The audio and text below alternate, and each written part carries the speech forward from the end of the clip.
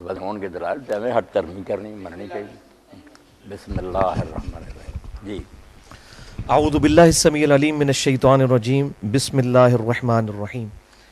اچھا سر، آج 23 مارچ 2012 ہے اور جمعے کا دن ہے، تو کچھ امپورٹنٹ کوسچنز آپ سے کرنا چاہ رہے ہیں. اس میں سب سے پہلی چیز یہ کہ صحیح مسلم میں حدیث ہے غدیر خم کی کہ آپ صلی اللہ علیہ وسلم نے حجۃ الوداع سے واپسی پر خم نامی گاؤں میں خطبہ دیا، جس میں آپ صلی اللہ علیہ وسلم نے پہلے تو قرآن پاک کے بارے میں ترغیب دلائی، اس کے بعد پھر آپ صلی اللہ علیہ وسلم نے اہل بیت کا احترام کرنے، ان کا خیال رکھنے کے بارے میں فرمایا. تو اس حدیث کے کانٹیکسٹ میں ہمارے جو اہل تشیع بھائی ہیں ان کا یہ کانسیپٹ ہے کہ اس موقع پر نبی صلی اللہ علیہ وسلم نے سیدنا علی کو اپنا وصی بنایا تھا، جبکہ ہمیں صحیح بخاری اور مسلم میں یہ حدیث ملتی ہے کہ آپ صلی اللہ علیہ وسلم کے بارے میں جب عبداللہ رضی اللہ تعالیٰ عنہ سے سیدنا طلحہ نے پوچھا کہ کیا رسول اللہ صلی اللہ علیہ وسلم نے اپنا وصی کسی کو بنایا تھا، انہوں نے کیٹاگوریکل ڈینائی کیا کہ نہیں، البتہ آپ نے ہمیں کتاب اللہ پر عمل کرتے رہنے کی وصیت فرمائی تھی. تو وصی کے اعتبار سے آپ کا کیا کنسپٹ ہے؟ آپ نے ایک تو حدیث سکران جی ہاں بیان کر دی، ایک یہ پھر وصیت کی بات کر دی. حدیث سکران مختصر میں اس کے بارے میں عرض کروں. بعض لوگوں میں یہ بھی ہے، انہوں نے روایتوں میں درج کر دیا کہ یہ حجۃ الوداع کے موقع پر بھی آپ نے یہ بات کہی، مگر وہ نہیں درست بات. ہاں، یہ صحیح صرف یہ کہ غدیر قوم کے موقع پر ہی آپ نے یہ بیان فرمایا.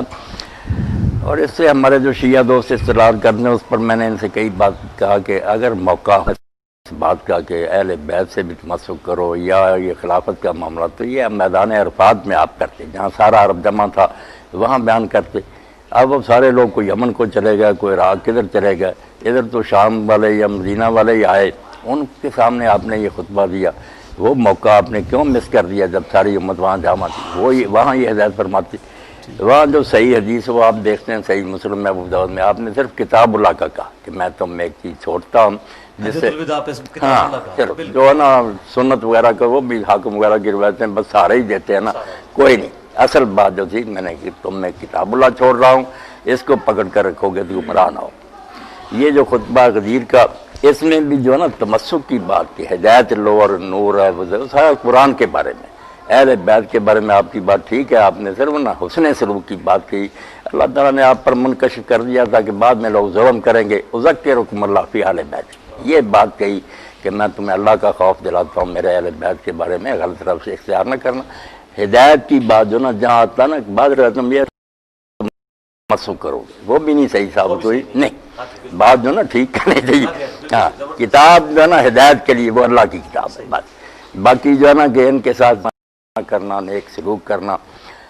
پھر ساتھ اس کے جو آتا کہ حضرت زید نے جب یہ بات بیان کیا، لوگوں نے پوچھا اہل بیت کون ہے، تو انہوں نے جب کہا عباس. اب جو شیعہ حضرات کا کہنا اس میں تو پھر 12 امام جو آل علی تھے ان کا وغیرہ یا امامت کی بات ہوتی. یہ تو کہا کہ یہ سارے اس میں داخل ہے جو آپ نے سکران میں کہا کہ میری اطرت آل جعفر بھی ہے، آل عقیل بھی ہے. تو یہ خلافت وغیرہ سے یا یہ دین کے لیے تمسک کی بات نہیں، یہ صرف آنے والے واقعات کے بارے میں نا امت کو ذرا ہدایت. وہ جیسے علامہ مناوی لکھتے ہیں کہ امت نے اس کے بالکل برعکس کیا، جو آپ نے تاکید کی نا اس کے الٹ کیا کہ کچھ شہید کر دیے گئے، کچھ قیدی بنا لیے گئے، کسی کو در بدر پھرایا گیا. ظلم تو محمد علی بھائی بہت کیا نا، آپ کی اس وصیت پر عمل نہ کیا تو ذکرکم اللہ بعد ظلم جو کر سکتے تھے نا وہ کیا. اور وہ ظلم ہی آج تک نا امت کو پھر ایک نہیں ہونے دیتا، کیونکہ جن لوگوں کے دل زخمی ہیں کہ یا رسول اللہ کی اولاد کے ساتھ ان کلمہ گو نے کیا، بات ان کی بھی ٹھیک ہے. یہ دوسرے مسلمان ان کا لحاظ نہیں کرتے کہ ان کی کوئی ذاتی دشمنی نہیں کسی سے، وہ بیچارے غمزدہ ہیں کہ حضور کے بعد یار اس طرح کیوں سلوک کیا گیا، کوئی زہر سے مار دیا گیا، کسی کا سر قلم کر کے علاقوں میں گوایا گیا. اب یہ بات تو دل سود ہی ہے. ہم ہزار پردہ ڈالیں، دل تو جلتا ہے کہ کلمہ گو کا یہ کام نہیں تھا. اور میں یہاں صرف ماہر القادری کا ایک شعر جناب نقل کر دوں گا. ان کے ہاتھوں سے لٹی باغ رسالت کی بہار، جو نمازوں میں صدا پڑھتے رہے صلی اللہ.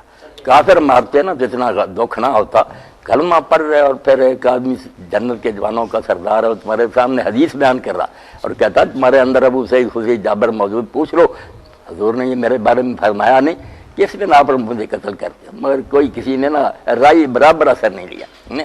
اس لیے وہ اہل بیت کے بارے میں تو صرف اتنا تھا کہ ان سے حسن سلوک کرنا، کتاب اللہ صرف ہدایت کے لیے تھی۔ ٹھیک ہے۔ ہاں۔ اچھا شیخ صاحب، اس میں بات یہ ہے کہ اگر کتاب اللہ ہے الحمدللہ وسیع نبی صلی اللہ علیہ وسلم کی، تو یہ ہم جو مصحف کے بارے میں صحیح بخاری میں حدیث ملتی ہے کہ سیدنا ابوبکر صدیق کے دور میں جمع کیا گیا، پھر سیدنا عثمان غنی کے دور میں مصحف عثمانی سامنے آیا، اگر یہ اتنی امپورٹنٹ چیز تھی تو آپ صلی اللہ علیہ وسلم نے دو گتوں کے درمیان اپنی مبارک زندگی میں اس کو کیوں نہیں جمع کیا؟ اس بارے میں محمد علی صاحب جو شیعہ حضرات بھی کہتے ہیں کہ بعد میں حضرت علی پھر گھر میں بیٹھ کے قرآن جمع کروں، یہ سنی کہتے ہیں حضرت ابوبکر کو فکر پڑی کہ کاری مارے جا رہے، یہ باتیں جو ہے نا دین سے پوری طرح مطابقت نہیں رکھتی کہ آخری کتاب ہے، زندگی موت اللہ کے ہاتھ میں ہے، رسول اللہ کو اتنی مہرت دے دیتا خدا انا لنا جمع قرآن کہ قرآن تو اکٹھا ہو جاتا، منشر چھوڑ کر جانا خاتم النبیین کا، یہ کوئی قرآن کی حفاظت تو نہ ہوئی کہ لوگ پھر اکٹھا کرنے لگے، اس میں پھر ایک آیت نہ ملی، وہ حضرت عثمان رضی اللہ عنہ کے زمانے میں ملی، پھر ایک کی گواہی دو کے برابر بنائی گئی، باتیں نہیں ٹھیک ہے۔ میں تو صاف کہتا ہوں بے شک بخاری ہے مسلم ہے، یہ باتیں بالکل غلط ہیں۔ عبید بن سباق ایک ہی راوی گمنام جس کا کوئی پتہ نہیں، کوئی اس کے تفصیلی اراض نہیں، وہ کہتا ہے اس طرح جمع کی تاریخ شروع ہوئی، جمع حضور کے زمانے میں ہو گیا، لوگوں نے حفظ بھی کر لیا، لکھ بھی لیا جو لکھے پڑے لوگ تھے، اور جو آپ نے اپنے گورنروں کو لکھا کہ لوگوں کو ہدایت کرو قرآن کو کوئی نہ چھوئے سوائے طاہر کے۔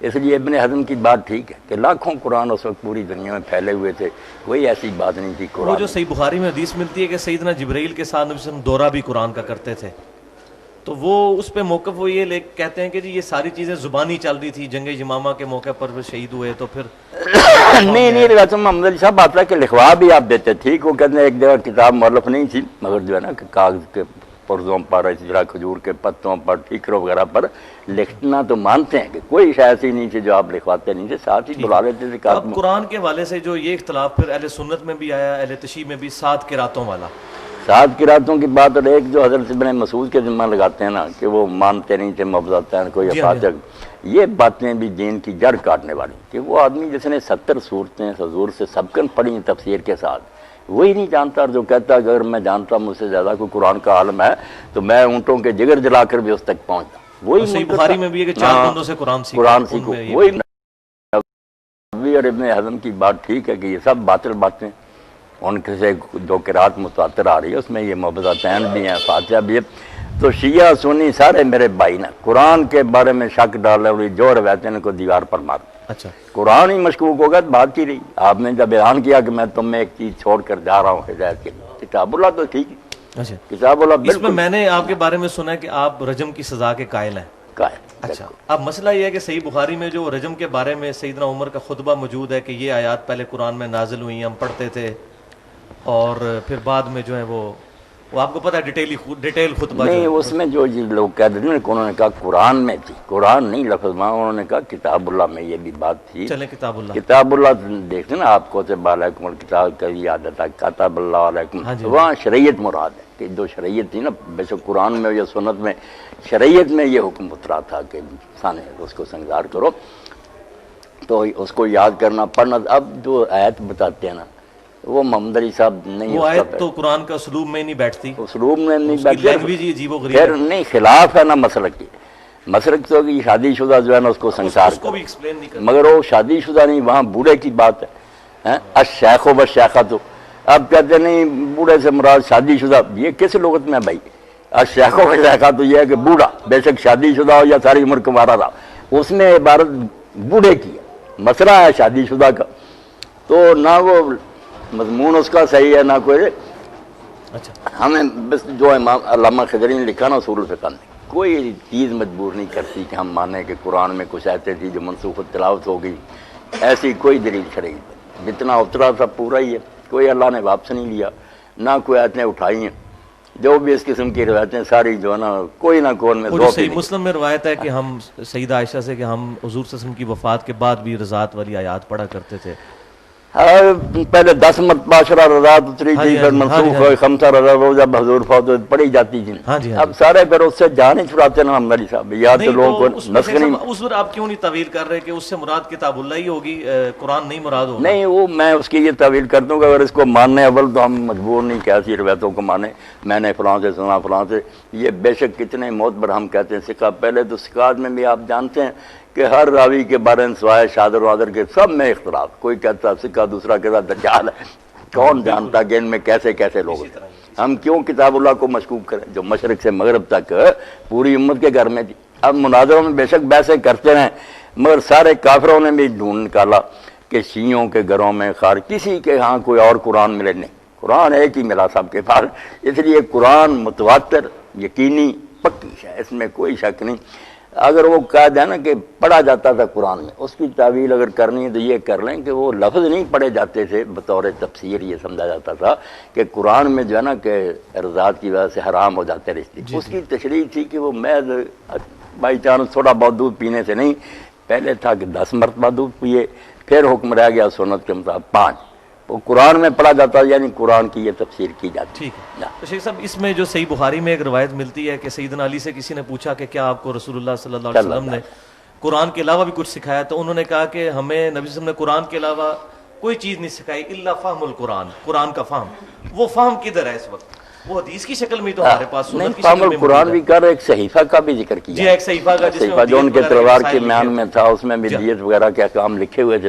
جی تو سنت قرآن سے باہر نہیں. جیسے وہ شاطبی نے الموافقات میں لکھا نا کہ ہم کہہ دیں قرآن ہدایت کے لیے کافی، تو قرآن خود کھیلتا نا سنت کی طرف سنت کہ رسول کی اطاعت کرو، اس کی پیروی کرو.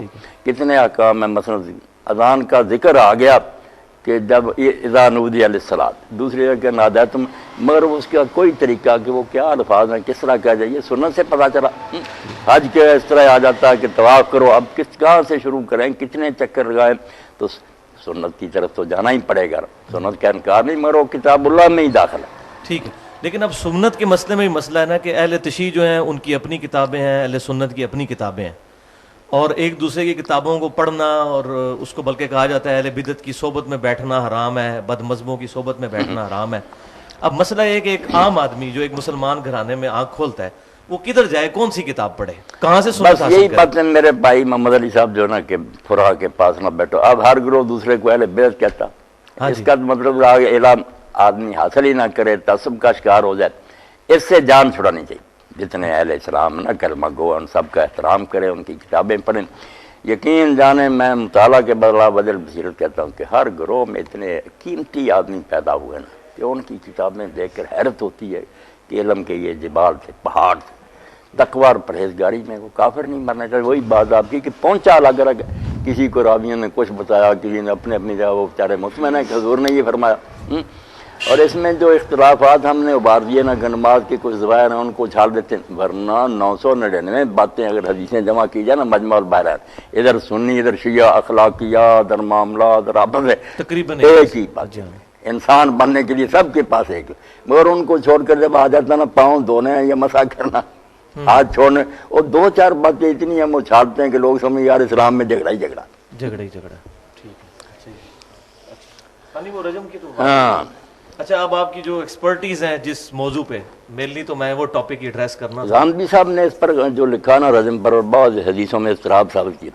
میں اس بارے میں ذرا بتا دوں، میں نے دیکھا اور اس کو ابن حجر نے بھی نا حضرت علی میں نقل کیا اور کہا یہ معنی تو مناسب، بات بڑی ٹھوس ہے، اور کئی صحابہ سے نقل کیا کہ ان کا یہی مسلک تھا. مگر کہتے ہیں شاذ ہے. غامدی صاحب مانتے ہیں، غامدی صاحب اس کی تعویل کرتے ہیں، وہ کہتے نہیں ہیں گنڈوں کے لیے وغیرہ، ہم مرتد کے لیے جس طرح سزا ہے اس طرح یہ جو وہ فساد پھر فی الارض کرتے ہیں. محاربہ کے تحت لے جاتے ہیں. وہ ساری باتیں میں نے پڑھی. ٹھیک ہے. مگر جو حدیثوں میں کہتے ہیں نا کہ کسی طرف آتا ہے کہ رجم اور جلد دونوں کرو، کوڑے بھی مارو، سنسار بھی کرو، جمع آتا ہے بادام سامت کی.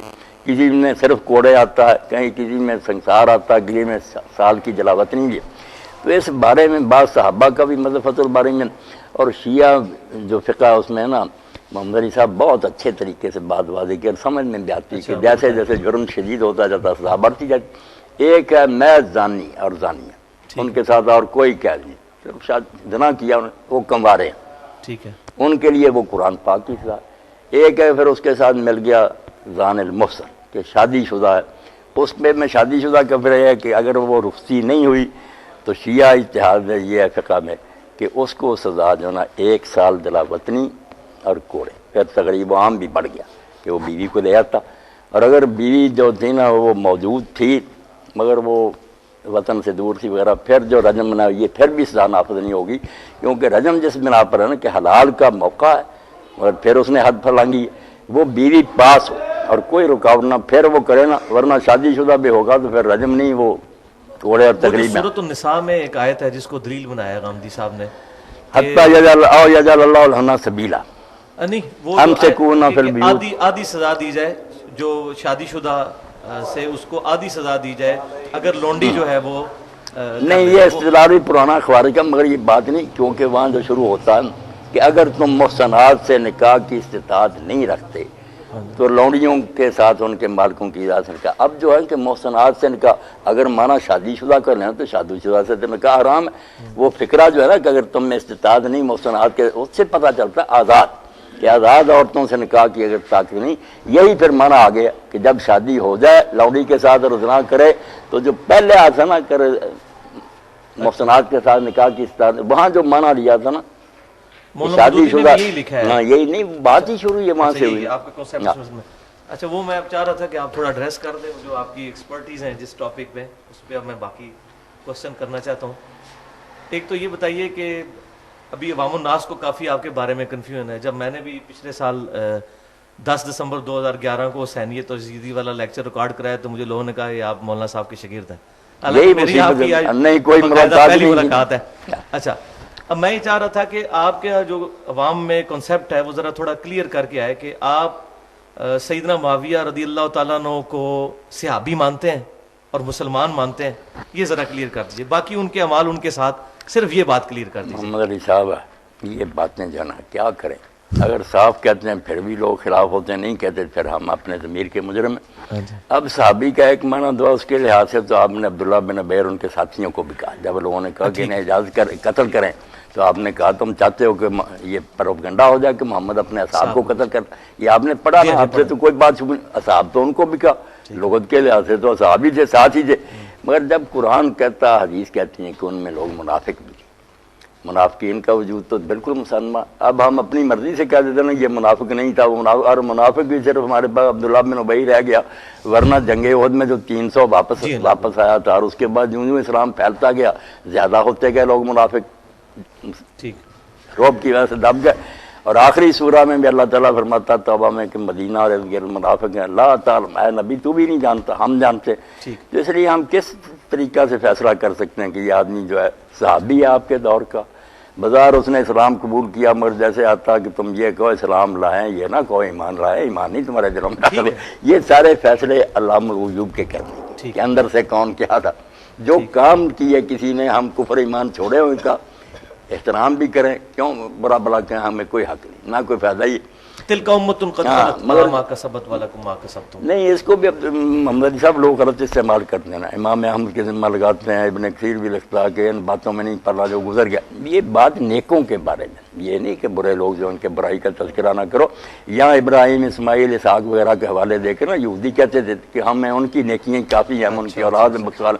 دونوں جگہ یہ آتا ہے کہ وہ لوگ جو تھے نا انبیاء وہ گزر گئے، اسی لیے لہا ہی آیا، لکم لہا، علیہ نہیں آیا کہ جو گناہ انہوں نے کیے ہیں وہ ان پر نہیں، گناہ کی بات نہیں کی کہ جو نیکیاں وہ کما گئے انہیں ملیں گی جو تم. فائدہ نہیں ہوگا ابراہیمی. ہاں بس یہ فائدہ کی بات.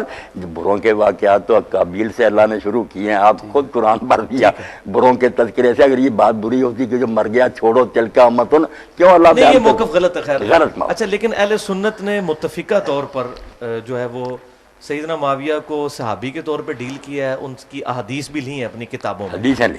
حدیث کے بارے میں تو میں بھی کہتا ہوں کہ بصر ہو، معاویہ ہو، کوئی ہونا، ان سے جو جی چاہے اعمال صادر ہوئے ہیں. مگر یہ علماء نے پورا استقصاء کیا، ڈھونڈا کہ کسی نے حدیث بھی وضع کی ہے، اس جرم سے اللہ نے بچا رکھا. شیعہ لوگ کہتے ہیں سمرا سے نہ اتنے پیسے دے کر معاویہ نے حدیث بنوائی، دکھائی آج تک نہیں کہ وہ کہاں ہے سمرا کی بنائی ہوئی.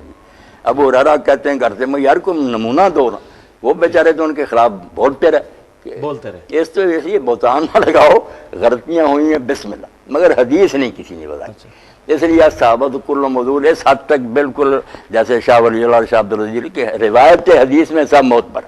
ٹھیک ہے. آ جائیں نیچے کے راوی دیکھیں صحابی آ گیا حدیث نہیں اس نے گھڑی پھر حدیث مان. آپ چونکہ ایک خاص حدیث میں مانتا ہوں ہر ایک کی مانتا ہوں حدیث میں کوئی شک شیخ صاحب آپ ایک خاص مکتبہ فکر کے ظاہر پلیٹ فارم سے ایک بات کرتے ہیں اگرچہ آپ کی نیوٹرل بات ہے لیکن میری بات نیوٹرل ہے لیکن کسی نہ کسی درجے میں اہل یہی کہتے ہیں مسئلہ ہے. جی ہاں.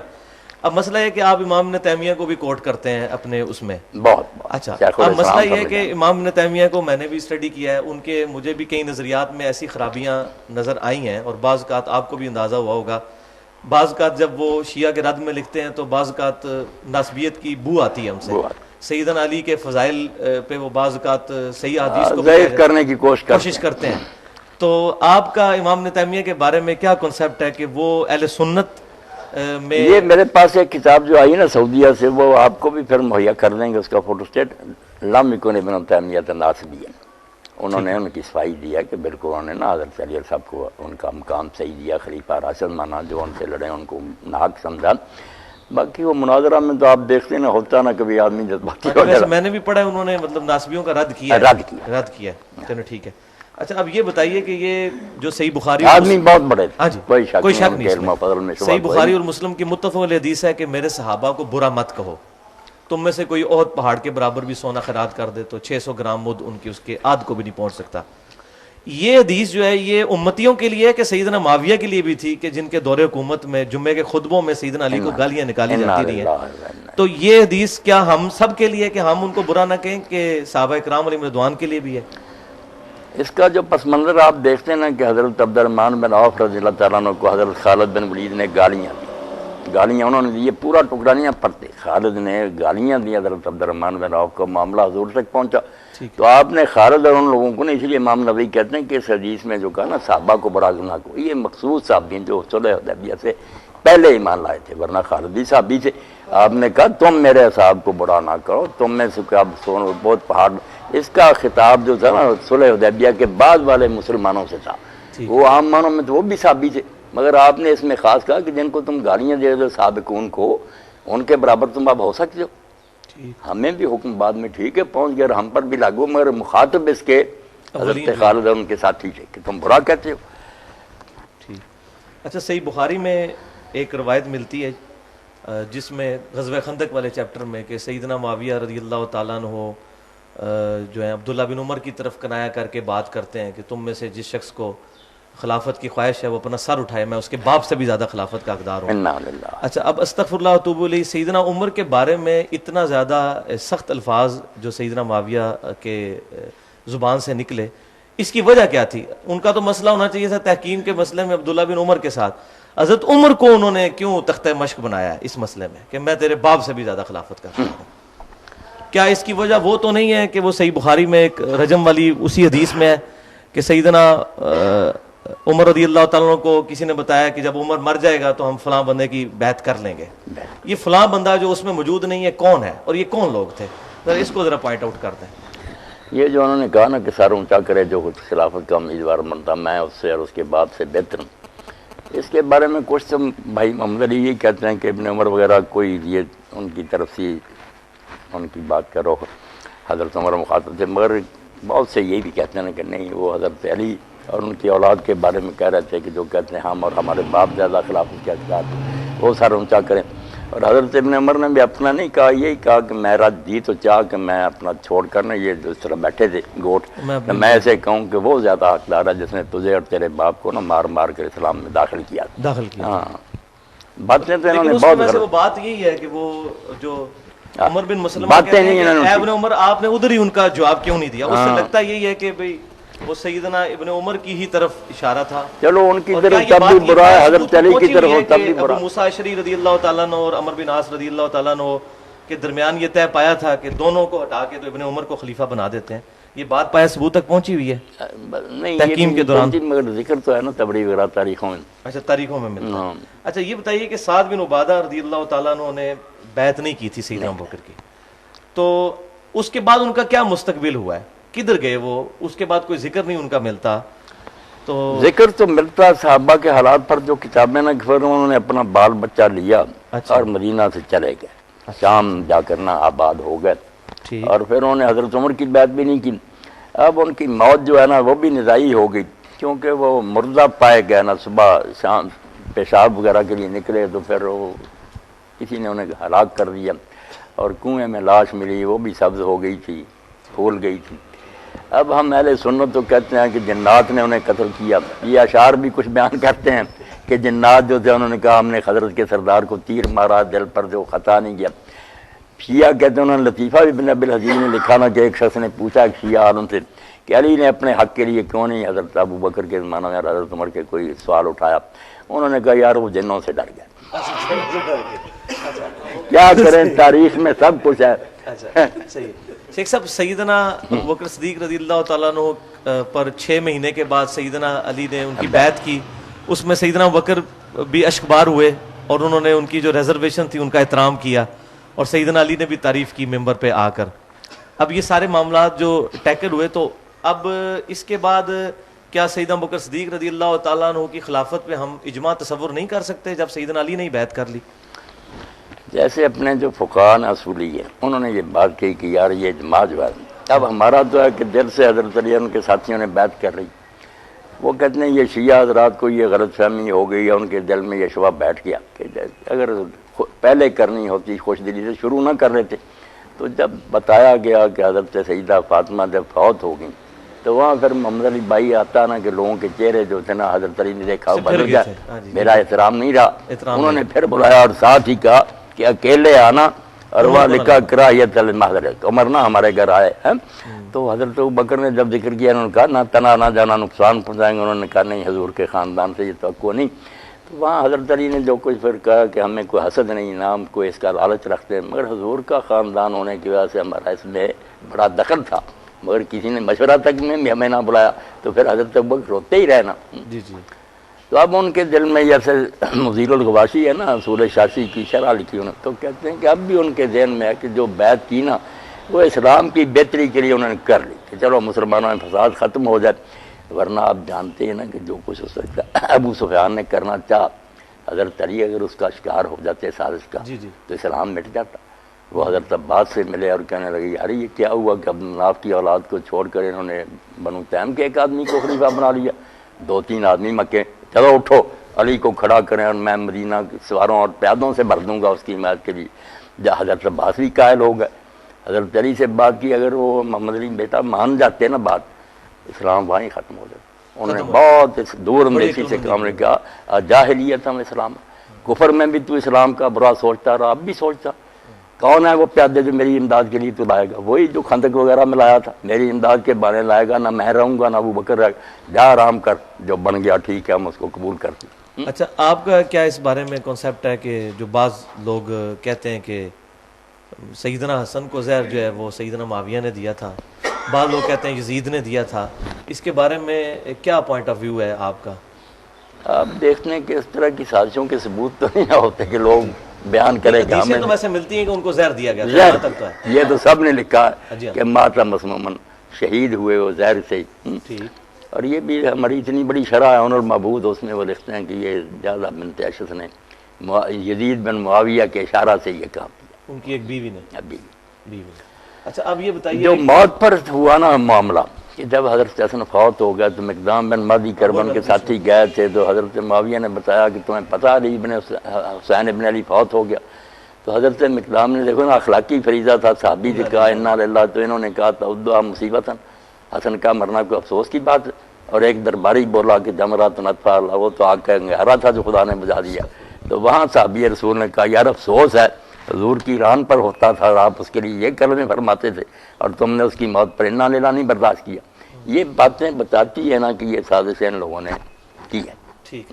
اچھا، اسی ابو داؤد کی یہ والی مقدام بن مہدی والی حدیث میں آگے چلتا ہے کہ وہ پھر کہتے ہیں میں تیرا دل جلاؤں گا، یہ پھر تین خلافت باتیں کے بارے میں جب کہتے رہتے ہیں حضرت حسن نے صلح کر لی، اس میں یہ نہیں بتاتے کہ ان شرائط میں تھا کہ اگر میں زندہ ہوں گا اس وقت تو پھر دوبارہ خلیفہ میں ہوں گا، اور دوسری بات کہ اگر میں نہ ہوا تو تم اپنے بعد کسی کو ولی عہد نہیں مقرر کر سکتے، امت شورا کے ذریعے چنے گے. ٹھیک ہے. سب اچھا اس میں یہ ایک ناسبی ہم پہ اعتراض کرتے ہیں کہ اگر سیدنا علی نے حسن کو اپنے بعد بنایا ہے تو اگر سیدنا معاویہ نے بنا دیا یزید کو تو کیا ہوا؟ کیا یہ چیز یہ محمد علی بھائی بالکل جھوٹ بولتے ہیں. ایک تو شیعہ عقیدہ اس میں علی نے کیا مقرر کرنا, وہ تو کہتے ہیں اللہ نے 12 مقرر کر دیے جیسے نبی مقرر کی, وہ تو بات ہی الگ ہے.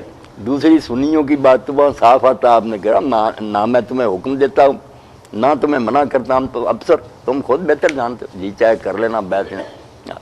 وہ تو حضرت عبداللہ بن عباس نے بعد میں تقریر کی نا کہ علی فوت ہو گئے, یہ ان کا بیٹا ہے, اگر تم چاہو اس کی بیعت کر رہا ہوں. یہ کہاں پہ ہے یہ چیز؟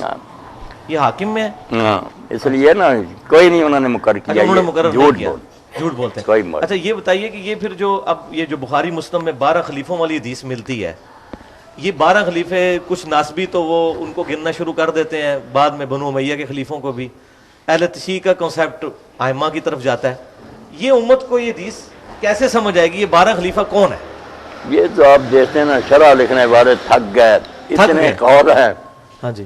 آخر میں کوئی کہہ دیتے ہیں متشابہات میں سے, مگر خلیفہ جو ہے نا یا عمرا, اس میں پھر نا شیعہ حضرات والے ائمہ جو نا بہت چوٹی کے لوگ ہیں, لیکن حکومت نہیں, وہ حکومت نہیں ملی. ان میں سے حضرت امیر المومنین علی ہیں, بعد میں حضرت حسن ہیں, پھر امام مہدی ہو سکتے ہیں. درمیان میں کوئی نہ حاکم وقت نہیں ہوا. لائق بے شک وہ خلافت کے دوسروں سے زیادہ عمر نہیں نا ان کو فی الواقع ملی, اس لیے وہ تو مراد نہیں. دوسرے جو ناسبی لیتے ہیں کہ لگاتار, اس میں وہ پھر کہتے ہیں ناسبیوں کو دفع کریں, مگر جو اہل سنت میں سے قائل ہے نا کہ لگاتار یزید بھی آگے, یہ ہمارے شیعہ دو دکھاتے ہیں, یہ دیکھو مولا علی قاری نے شرح فقہ نے یزید کو بھی لکھا. بھئی انہوں نے لکھا, ساتھ ہی کہتے ہیں ظالم ہے, بے ایمان ہے, فاسق ہے. وہ کب نیک کہتے ہیں؟ وہ کہتے ہیں اس حدیث میں ان کی مدح نہیں آئی خلیفوں کی, صرف ان کا جو پیریڈ ہے نا وہاں تک کہا کہ اسلام کا غلبہ ہوگا. بعد میں جو نا روب جاتا رہے گا. وہ ٹھیک ہے, جب انہوں نے بنو امیہ نے خود ہی آپس میں ایک خلیفے کو قتل کر دیا, 2 حکومتیں بن گئی, عباسیوں کی الگ, اسپین میں ان کو بنو امیہ کی, پھر مسلمانوں کی وہ طاقت نہیں رہی. وہ کہتے ہیں ان امیروں کی کوئی مدح کا کلمہ آپ نے نہیں کہا, ان تک اسلام جو ہے نا اس کا غلبہ رہے گا, دنیا پر اس کا روب رہے گا. عمر بن عبد اور جو شاہ ہے نا ابن کثیر اور امام ابن زین, ان کا جو ہے کہ قیامت تک 12 ہوں گے عادلی خلفائے راشدین, مگر لگاتار نہیں 12. آخری جو ہے نا امام المہدی ہوں, امام ابن تیمیہ اور امام ابن کثیر, یہ دونوں اس کے تو بڑا اچھا ہو گیا کہ یہ 12 ہوں گے بھی عادل اور متقی, مگر کچھ ہو گئے اور آخر میں جا کر امام مہدی. انہوں نے نہیں یہ معاویہ کو بھی نہیں شمار کیا نا یزید وغیرہ. البدایہ والنہایہ اور منہاج السنہ. اچھا ایک یہ بڑا اس میں خطرناک کوسچن ہے کہ جو صحیح بخاری میں عمار بن یاسر کے بارے میں حدیث ہے, اس میں الفاظ بڑے سخت ہیں کہ عمار ان کو جنت کی طرف بلائے گا, وہ عمار کو دوزخ کی طرف بلائے گا. وہ دوزخ کیا ہے, اس کی کیا تعویل ہو سکتی ہے؟ اب ایک طرف ہم وہ صحیح بخاری کی حدیث لیتے ہیں کہ نبی صلی اللہ علیہ وسلم نے فرمایا کہ میرا بیٹا سید ہے, اس کی وجہ سے 2 مسلمانوں کے گروہوں میں صلح ہو جائے گی. تو مسلمان کے بارے میں تو ہمارا عقیدہ ہے اس نے الٹیمیٹلی جنت میں جانا ہی ہے. وہاں وہ پڑھتے ہیں دوزخ کی طرف بلائے گا. کیا وہ راستہ دوزخ کا ہے, یہ واقعی دوزخ ہے, یہ کیا اس کی تعویل کریں؟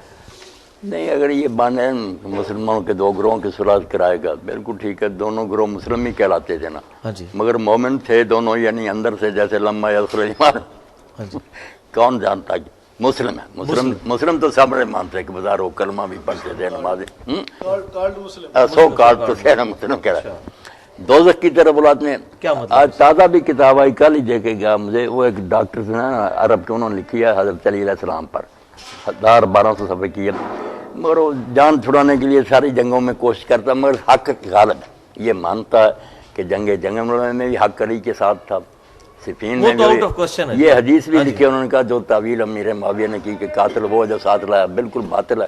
قاتل یہی ہے اور وہی جھوٹے ہیں, اور ان پر یہ حدیث نہیں. وہ تو بلکہ ایک حدیث بڑی خطرناک مل گئی ہے مسند امام احمد میں, شعیب ارنوت نے بھی صحیح کہا ہے اس کو, کہ وہ عبداللہ بن عمر بن عاص کے بارے میں سیدنا معاویہ کہتے ہیں عمر بن عاص کو کہ اس پاگل بچے سے میری جان کیوں نہیں چھڑاتا, یہ میرے سر پہ ہی چڑھا رہتا ہے کہ مار قتل ہو گیا, تو ہمارے ساتھ کیا لے رہا ہے, پھر جا علی کے ساتھ جا کے شامل ہو.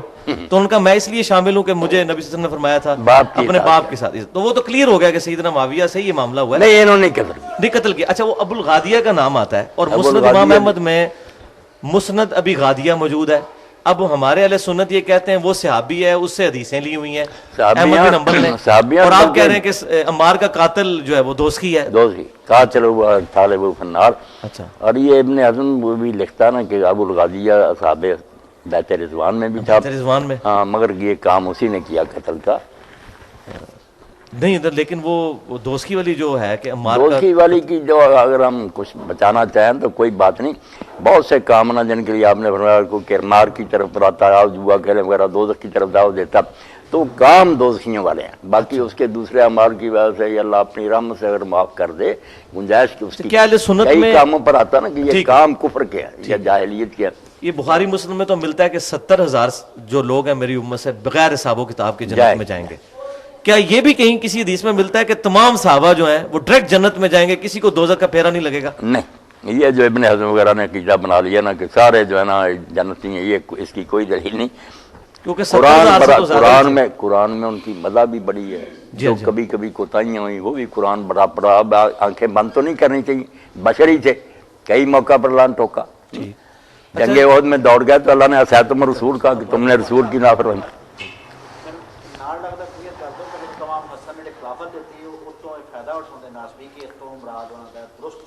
نہیں، یہ ملا علی قاری رحمۃ اللہ نے لکھا جو حضرت حسن کی صلح سے یہ نتیجہ نکالتے ہیں کہ اس کے بعد معاویہ جو تھے وہ خلیفہ ہو گئے. بالکل غلط ہے. وہ ملک ہی ہیں اور ملک بھی عزوز ہیں. وہ تو نبی نے خود فرمایا ہے کاٹ کھانے والی ملوکیت. اچھا یہ بتائیے واقعہ ہررا جو ہے صلح حسن میں جو یہ سمجھتے نا لوگوں کو اس طرح تاثر دیتے ہیں جیسے حضرت حسن پلیٹ میں رکھ کر خود لے گئے تھے کہ تم خلافت کیا لو. بھائی پہاڑوں جیسے لشکر لے آیا، ابھی ان کی بیعت ہی ہوئے تھے، فوجیں لے کر آ گیا شام سے، لشکر آمنے سامنے کھڑے ہو گئے. ادھر انہوں نے دیکھا کہ باپ میرے کو اس نے بس کیا مکر و فریب سے، اب میں جنگ لڑوں گا جیت جاؤں پھر کیا. لوگ کہیں اچھا اس میں بخاری میں الفاظ ہیں کہ سیدنا حسن نے کہا کہ ہمارے گورنروں کو پیسوں کی عادت پڑ چکی ہے، تو آپ نے رقم لے کے صلح کی ہے. اس کو بعض ناسبی اس طرف لے جاتے ہیں کہ سیدنا حسن معاذ اللہ کوئی دنیا کے طالب تھے، وہ انہوں نے ٹانٹ کے طور پہ بات کی تھی کہ ان کو تم نے خرید لیا ہوا ہے پیسے دے کے، اس معنوں میں وہ ٹھیک. اچھا واقعہ ہررا کیوں ہوا تھا؟ واقعہ ہررا کی وجہ کیا تھی؟ اصل وجہ واقعہ ہررا کی وجہ یہی ہوئی کہ جب امام حسین علیہ السلام شہید ہو گئے تو اس کے بعد نفرت پھیل گئی نا لوگوں کے دل میں. پھر انہوں نے گورنر مدینہ کو یزید نے لکھا کہ جو امراء ہیں نا بڑے بڑے رؤساء، ان کا ایک وفد بھیجو، ان کو تحفے تحائف دیے، بہت ان کی مدد کی کہ ان کو اپنے ہاتھوں میں لیں. مگر انہوں نے جب کرتوت اس کے دیکھے نا تو واپس آئے اور لوگ پھر مسجد میں جمع ہوئے کہ رپورٹ دو. انہوں نے کہا بس اگر تم پتھروں کی بارش سے بچنا چاہتے ہو تو اس طرح پگڑیاں اتار کر پھینک لی کہ جیسے ہم نے اس کی بیعت پھینک لی ہے. بیعت پھینک دو. ہم ایسے شخص کے پاس سے آ رہے ہیں جس کے پاس نہ دین ہے نہ اسلام کوئی نہیں. اس لیے مدینہ والوں نے پھر ان کے کہنے پر بڑے بڑے وہ صاحب تھے کہ لیکن وہ عبداللہ بن عمر کیوں صحیح مسلم میں آتا ہے کہ وہ لوگوں کے پاس جاتے تھے کہ بیعت نہ توڑو بیعت نہ توڑو. ایک عبداللہ بن عمر ہی ہے نا جنہوں نے اپنے بچوں وغیرہ کو اکٹھا کیا. پورا مدینہ جو تھا ٹھیک ہے وہاں سارا ایک اہل مدینہ نے خراب بیعتیں کر لیا. اچھا عبداللہ بن زبیر رضی اللہ تعالیٰ اب عبداللہ بن عمر رضی اللہ کو دیکھیں نا کمزوری سمجھ لیں کہ علی رضی اللہ کی بیعت نہیں کی. ہاں یہ بھی پوچھنا تھا کیوں نہیں کی. بعد میں معاویہ کی کر لی، پھر یزید کی بھی کر لی، پھر عبد الملک کو بھی خط لکھ دیا کہ میں آپ. ہاں وہ بخاری میں موجود ہے. یہ کیا چکر ہوا ہے عبداللہ بن عمر والا؟ سمجھ نہیں آتی. ایک طرف تو یہ گروہ جو ہے نا ہمارے سامنے حدیثیں لاتا ہے کہ خلیفہ فاسق فاجر بھی ہونا، تمہارا مال لوٹ لے مارے، اس کے خلاف کچھ نہ کرو. علی جو ہے اتنے درجے کا بھی نہیں تھا، چلو معاویہ جی سے ہلکا ہی سمجھو. وہ فاسق فاجر ہی معادلہ ہوتا بن گیا ہے. تمہاری جو حدیثیں کہ فاسق فاجر کے خلاف عروج نا اس پر ہی عمل کر لیتے، اس کو فاسق فاجر سمجھ کر اس کا ساتھ دے دیتے. معادلہ کچھ نہیں کیا، کمزور کیا انہوں نے. اچھا اب یہ اسی میں میرا سوال ہے کہ یہ بڑی خطرناک چیز ہے کہ سیدنا حسین کا جو سٹانس ہمیں نظر آتا ہے رضی اللہ تعالیٰ عنہ وہ بالکل ڈیفرنٹ ہے، جبکہ بخاری مسلم میں اتنی حدیثیں ہیں کہ جب ایک بندے کے ہاتھ پہ بیعت ہو جاتی ہے اس کے خلاف نہ کھڑے ہو اور مظلومیت بھی اسی طریقے سے سہتے رہو. اور یہاں تک کہ صحیح مسلم میں موجود ہے، ایک میں یہ بات پوری کر لوں، صحیح مسلم میں ہے کہ عمر بن عاص کے بیٹے عبداللہ بن عمر کے پاس کوئی شخص آیا، اس نے کہا کہ یہ آپ کے چچا کا لڑکا معاویہ کہتا ہے ہم لوگوں کا مال حرام طریقے سے کھائیں اور لوگوں کو قتل کریں. تو وہ سر کافی دیر تک جھکائی رکھا، پھر انہوں نے کہا کہ اچھے کاموں میں اس کی اطاعت کرو اور بروں میں الگ رہو. تو یہ مجھے بتائیں صحابہ کرام علیہم رضوان تو اس مسئلے میں یہ کرتے رہے، اب ہمیں کیا تکلیف ہے کہ 1400 سال بعد خلافت قائم کرنے کی کوشش کریں؟ انہوں نے کیوں نہیں کاٹ کھانے والی ملوکیت کے خلاف بات کی؟ ہم پہ کیوں یہ واجب کیا جا رہا ہے کہ ہم اپنی خلافت قائم کریں اور اس طرف جائیں؟ صحابہ کرام ہزاروں کی تعداد میں موجود تھے تزکیہ نفس والے، ان سے تو کام نہیں ہوا کہ وہ ہٹا سکیں یزید کو، اور وہ لوگ اس وقت اپنی جانیں بچانوں کے چکر میں جس میں بھی تھا مصلحت کا شکار ہوئے. تو ہم سے کیوں ایکسپیکٹ کیا جاتا ہے کہ ہم جناب اپنی جانیں سولی پہ لٹکا دیں؟ اس کے بارے میں آپ کا کیا موقف ہے؟ 2-3 باتیں بیان ہو جائیں اور بس سلسلہ بن کے. ایک تو جو ہے خروج کا مسئلہ، کہ جو ممانت کی روایت ہے نا کہ خلیفہ فاسق فاجر بھی ہوتے، یہ بعد میں جس کو فسق لاحق ہو جائے نا، پہلے سالے تھا صحیح طریقہ سے امت نے چنا، خلافت اس کی صحیح منع کر دی، بعد میں فاسق ہو گیا. اس کے بارے میں یہی ہے کہ کوشش کرو اصلاح کی، حتی الامکان ناخون ریزی سے بچو. جس کا پہلے ہی فسق ہو نا، اس کے بارے میں تو علماء نے صاف لکھا کہ فاسق کی بیعت منعقد ہی نہیں ہوتی، سرے سے وہ خلیفہ ہی نہیں بنا. اس لیے جیسے نکاح کا معاملہ ہے کہ کوئی خاوند بن جائے پھر وہ حدیثیں پیش کرے کہ خاوند کی اطاعت کر، جب وہ خاوند ہی بیوی سے مطالبہ کیا کرتا. فاسق شروع سے ہی خلیفہ نہیں بنتا. اچھا، جو صالح ہے جس کی بیعت امت نے بالکل رضامندی سے کی ہے، وہ بعد میں بدقسمتی سے فاسق ہو جائے پھر وہی ہدایت ہیں کہ حتی الامکان اصلاح کی کوشش کرو، بغاوت سے بچو. باقی جو صحابہ نے نہیں کیا وہ آپ دیکھ لیں. میں نے وہ جال ہمراہ میں لیکچر دیا، آپ نے سن ہی لیا ہوگا. میں نے کہا لوگ جو حضرت امام حسین کا شروع کرتے ہیں نا ولی یزید سے، بات نہیں واضح ہوتی. تاریخ میں یہ بڑا فریب ہوا ہے کہ لوگوں نے حضرت معاویہ کو چھپا لیا. پھر ہر وقت کہتا ہے یار جب سسٹم ٹھیک تھا تو یزید برا بھی تو پھر کیا ہوا. اگر 20 سالہ دور کو ہم دیکھیں نا کہ حضرت علی کی حکومت کے بعد اس نے کیا کیا، حضرت حسن کی دستبرداری. اور میں نے تو صلح حسن پر بھی خطبہ دیا کہ وہ کیا ہی آپ نے اس لیے تھا کہ اس نے جو ڈھونگ رچا لی نا حضرت عثمان رضی کے قصاص کا، اس سے امت میں بہت بڑے لوگ مغالطے کا شکار ہو گئے کہ باقی یار وہ چچا کا بیٹا خلیفہ مظلوم شہید ہوا، قصاص نہیں لیا گیا. آپ نے فری ہینڈ دے کہ اس کے چہرے سے نقاب پھر ہی اترے گا، پورا موقع دو. امت نے دیکھ لیا، نہ قصاص کسی نے پھر وہ مسئلہ اٹھایا، نہ قاتل کوئی اس پر کوئی عمل اٹھایا. اور بعد میں نماز، زکوٰۃ، حج جو عبادتیں ہیں نا ان کو بھی اصل حالت پر نہیں رہنے دیا. اتنی تبدیلیاں کی کہ لوگ روتے، مگر وہ جبر اتنا تھا کہ کوئی چارہ نہ رہا. حضرت امام حسین رضی اللہ عنہ جو بے صبر ہو گئے نا، حالات سب جانتے تھے کہ میرا باپ بے بس ہو گیا، حسن نے حکومت چھوڑ دی، مجھے کیا حمایتی ملیں گے. اگر کوفہ اپنے وعدے پر بھی رہتا تو ایک کوفہ جو تھا وہ محمد علی سارے ملکوں کا مقابلہ کر سکتا تھا. یہ باتیں واضح تھی. اور اپنے نانا سن چکے تھے کہ تیری موت جو ہے نا وہ طاف میں ہوگی، وہ اپنی منزل کی طرف جا رہے تھے، مگر انہوں نے احتجاج کا راستہ اختیار کیا بجائے لوگوں کو اکٹھا کرنے کے. نا جو آ جاتے تھے ان کو بھی کہتے یار میرا ساتھ دے کر تم نے کیا لینا، میں تو موت کی طرف سفر کر رہا ہوں.